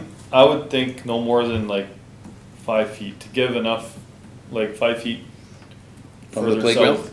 No, of where the gazebo was. Like that gives you a good maybe, I don't know, 10, 20 feet between the playground and where the fence is going to be for the daycare. Because like, if you like, I mean, yeah, maybe at one point the playground will move, but like, Yeah, the playground, it's nearing end of life, and that's the thing. At one point, whether we get a grant or not, it'll have to be taken down, just because of the fact, like, I don't know if you've been there, well, yeah, you've yeah. probably been there. And so there's, Spend many yeah, I hours. just thought about it. Click. I'm So done. there's lots of components that are getting Yeah. worn out, that are not functional. Like, even just taking out the two things on the northern side that are not functional would give so much extra space. the monkey bars and The one with the big slider and the, oh yeah, Sliders are yeah. gone for- yeah, that's Yeah. gone and broken, and, but anyhow. Yeah. Eventually it'll disappear, eventually. Yeah. Hopefully, we can have a grant beforehand to give us the opportunity to build a new one. That would be the ideal. And if we do get an expansion next year with a little bit of grant money, maybe they will be able to contribute. No, not anymore, because we're going It's a north. one-time deal on this one, Yeah, unfortunately. never mind. And it's, the money still be spent, but it'll be spent raising the building that Yeah. extra few inches. And again, this is a big budget, they're round numbers, I don't know, I'm hoping they're accurate. I know. Or they at don't- least in I'm the sure upper they're, end. I'm sure they built in a buffer, but, I'm, 5% contingency on top. Well, the 140,000 for landscaping and raising the grade. I'm sorry. that's probably where the contingency is. Yeah, Well, there's also contingency. you get 10% of, yeah, there's another 5%. And then 5% on top. Yeah. So, yeah, I don't know. I wouldn't want to go too much beyond where the like gazebo is. I wouldn't want to encroach because we're talking about building the first portion right now to the southernmost Side. that we're allowing. To Yeah. get the closest to sewer pipe, So and we- that's the Yeah. grade. And that's, So to that's keep the fine. building lower. I just, yeah, as long as we don't, General requirement. as long as we give like 10, 15 feet from the park, that's all I'm thinking, right? You Okay, need a good space to be able to go around it and, you know. okay. Councillor Lachance. Yeah, Just a couple quick things. Now, when we came here, we were told that it was gonna be 200 amp service with heat pumps. And now we're down to 100 amp service with forced air propane furnace. On the site layout, there's nowhere for storage of propane tanks. And this is a daycare, and I don't know where they're gonna put it, because you're on the layout plan that they gave us, like you gotta be 10 feet away from windows and doors. So the little area behind the storage, I don't know. It's not consistent with what he said when he was here. And forced air furnace, so that's gotta be clarified. It's supposed to be an efficient heat pump, and now we're going to forced air furnace and propane, and now we have to add a propane tank, we're gonna have to add a maintenance slab for a propane tank. I would gladly, because even from when we were talking, and then it seems that we don't need 200 amp, because we were actually looking. yeah, at he the was system. talking 200 amp. Yeah, and now, as I read it, like at 306, I didn't have time, but as I read it, this is the first I see it with 100 amp. I think that's an oversight. I think it's this proposal, is a generic proposal that they give to everyone, because it's, like, even if you look under. But I do remember, however, he did say 200 amp, but didn't he say propane as a Yeah. backup? Propane as backup, and the main would be the heat pump. But then you still need 200 amps for that heat pump. The 100 amp panel doesn't work. Yeah, There's no mention for the building system here. There's no mention of a well. I know he has it in his budget, but in here there's no mention of well. Not just that there's no mention of the water treatment system, which is also missing. We did have a discussion about water treatment. They are aware that there are specific That we're higher. not involved in the discussions, we're just getting the report. No, and you the need it, you report's need it in the missing proposal. everything. Yeah. It So it is not in that's that. where I am, and, you know, it'd be nice to be, you guys have these little walkthroughs too, if one of us is available to also attend, as long as we're not three. These guys didn't take good notes, one thinks it's north, one thinks it's south, one thinks it's east, one thinks it's west. well, he had a last 16 discussion. inches, 24 inches, like, again, we gotta understand it's not our money, I get that, but at the same time, we gotta be diligent, and we gotta make sure it's gonna work, and we're not gonna see extra costs at the end because of poor planning. There's 5 Ps in construction, I'm not gonna say them right now because it's not proper, but look at that after the meeting. 5 Ps. 5 Ps of construction, yeah. But as far as moving south,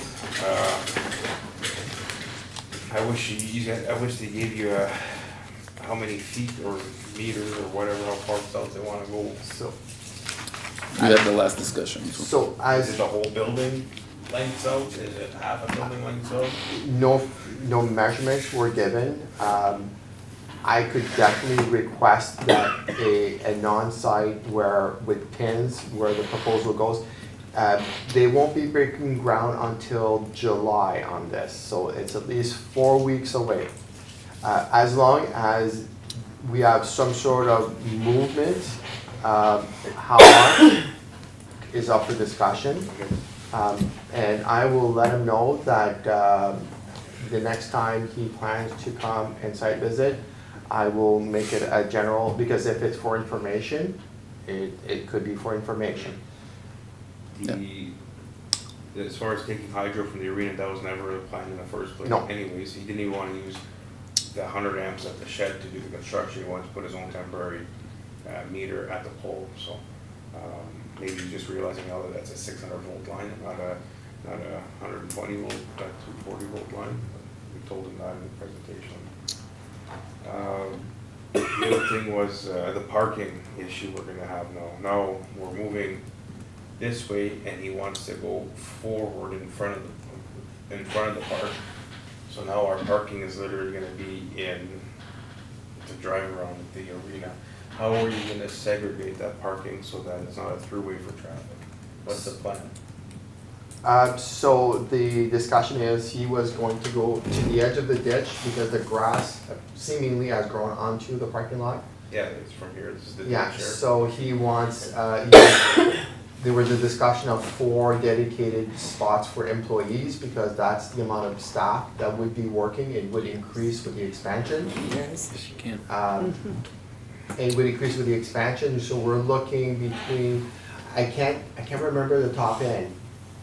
Well, with the expansion, there'd be more staff, but he I he never didn't mentioned say, comment.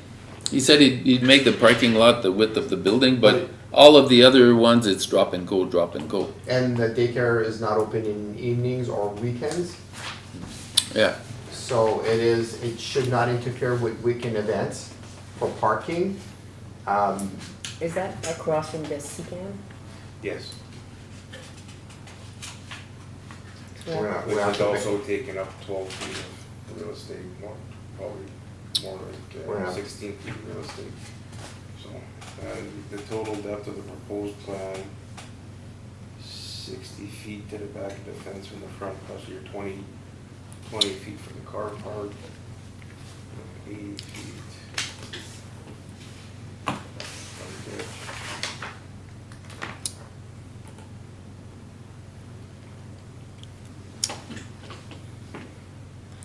but I think if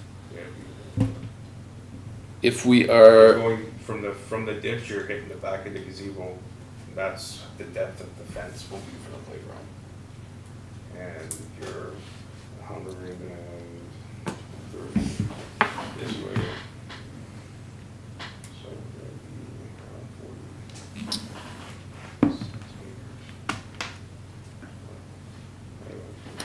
Yeah, that'd be, I don't know, that makes years of it, just. that's, Okay. What? That was one of them. yeah, That this was, is. that wasn't included in the parking lot. This is for the one half with the parking lot, where Yeah, kind of, I'm thinking what's Yeah. going on right now. and so this was the whole building with the phase 2, but not including parking lot.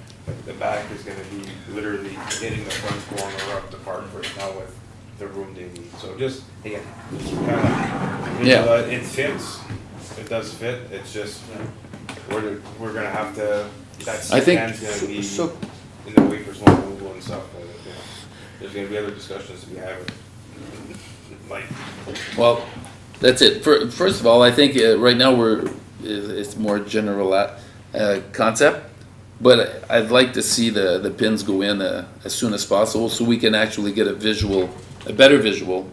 So we've been agreeing to say we're generally in agreement of the location, but we need to see the pins and then we may request an extra 5 feet A slight adjustment. site adjustment, and hopefully by July, the one grant that I have verbal confirmation that we move to the final stage and gets approved, but unfortunately, that's the one they tell me, September. Okay, well, we'll see what happens with that, but, yeah. Just to improve maybe the parking situation in that area, they're already talking about culverts and like fixing Filling in the drainage. ditch. I think Yeah, it's close. instead of open ditch. Would it not be maybe in our favor to say, well, like you're going in this area that's extended to our little maintenance road? Like, cause then that'll kind of open it all up right there. Say Like that to again?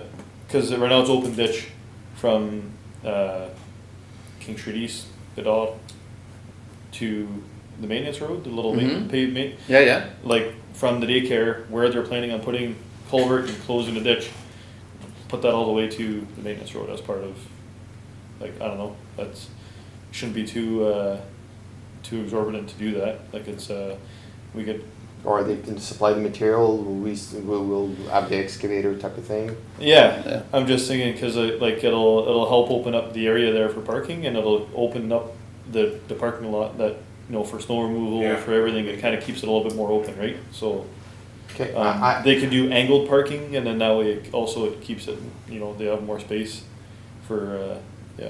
So I know like in that area there, like Councilor also mentioned, there's a sea can, so it's gonna be kind of tight.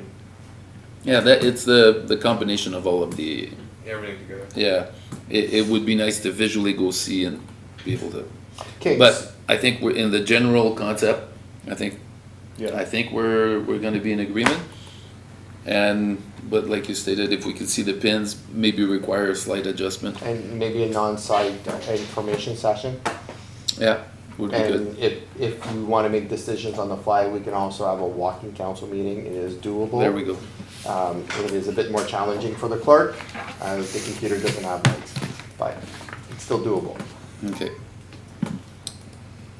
Did you want to add something since you never had a No, chance? it's more, I see clarity now. Okay, I'm good.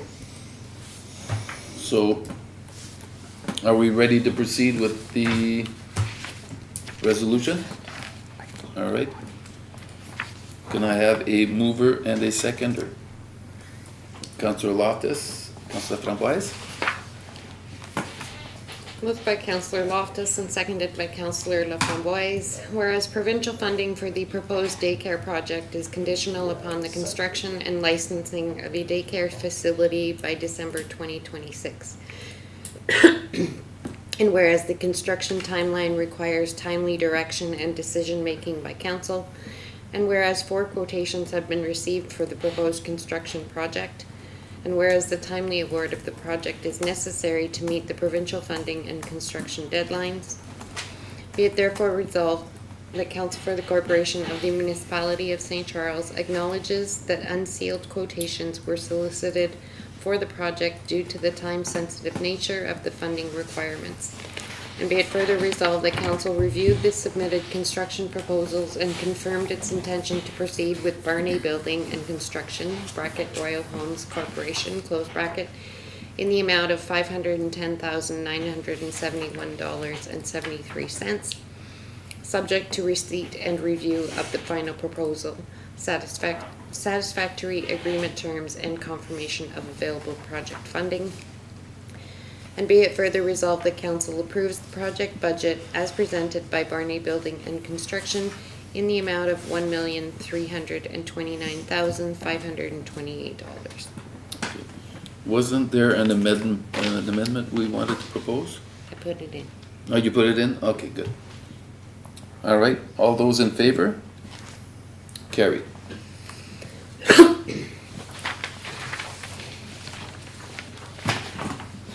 So that is it for the addendum. Do we have to close the addendum? Yes, sir. Mover and a seconder to close the addendum. Councillor Loftus, Councillor Potier? Moved by Councillor Loftus and seconded by Councillor Potier, be it resolved that Council for the Corporation of the Municipality of St. Charles hereby adjourns the addendum and returns to the June 3, 2026 Committee of the Whole. All those in favor? Carried. Mover and a seconder to go into close. Councillor Lachance and Councillor Potier? Moved by Councillor Lachance and seconded by Councillor Potier, be it resolved that Council for the Corporation of the Municipality of St. Charles hereby opens a closed session at 9:23 p.m. to discuss personal matters about an identifiable individual, including municipal or local board employees, as authorized under Section 239, bracket 2, bracket B of the Municipal Act 2001 as amended. Topic 1, update union negotiations. Topic 2, review of preliminary HR report. Next, labor relations or employee negotiations as authorized under Section 239, bracket 2, bracket D of the Municipal Act 2001 as amended. Topic 1, update union negotiations. Topic 2, review of preliminary HR report. The fact that we're changing one, is that, Have you do that. okay. All those in favor? Carried. Are we off? Okay. Jeez.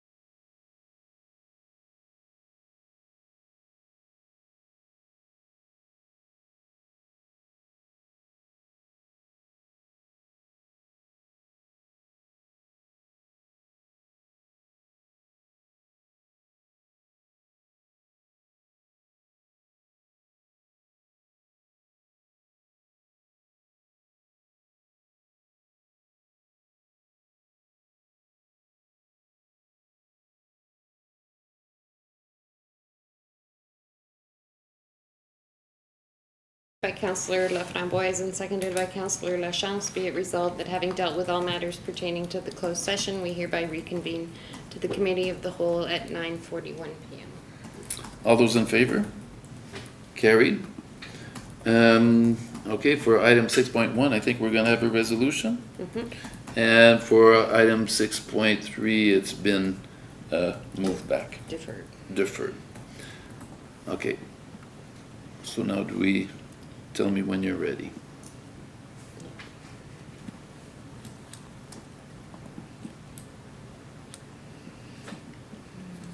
Okay. Sorry, that was item 6.2, we have a resolution. Can I have a mover and a seconder? Councillor Loftus, Councillor Laframboise? Moved by Councillor Loftus and seconded by Councillor Laframboise, be it resolved that Council for the Corporation of the Municipality of St. Charles approves the memorandum of agreement, wage schedule, and lead hand letter of agreement with respect to the union negotiations. All those in favor? Carried. Can I have a mover and a seconder to adjourn? Councillor Lachance, Councillor Potier?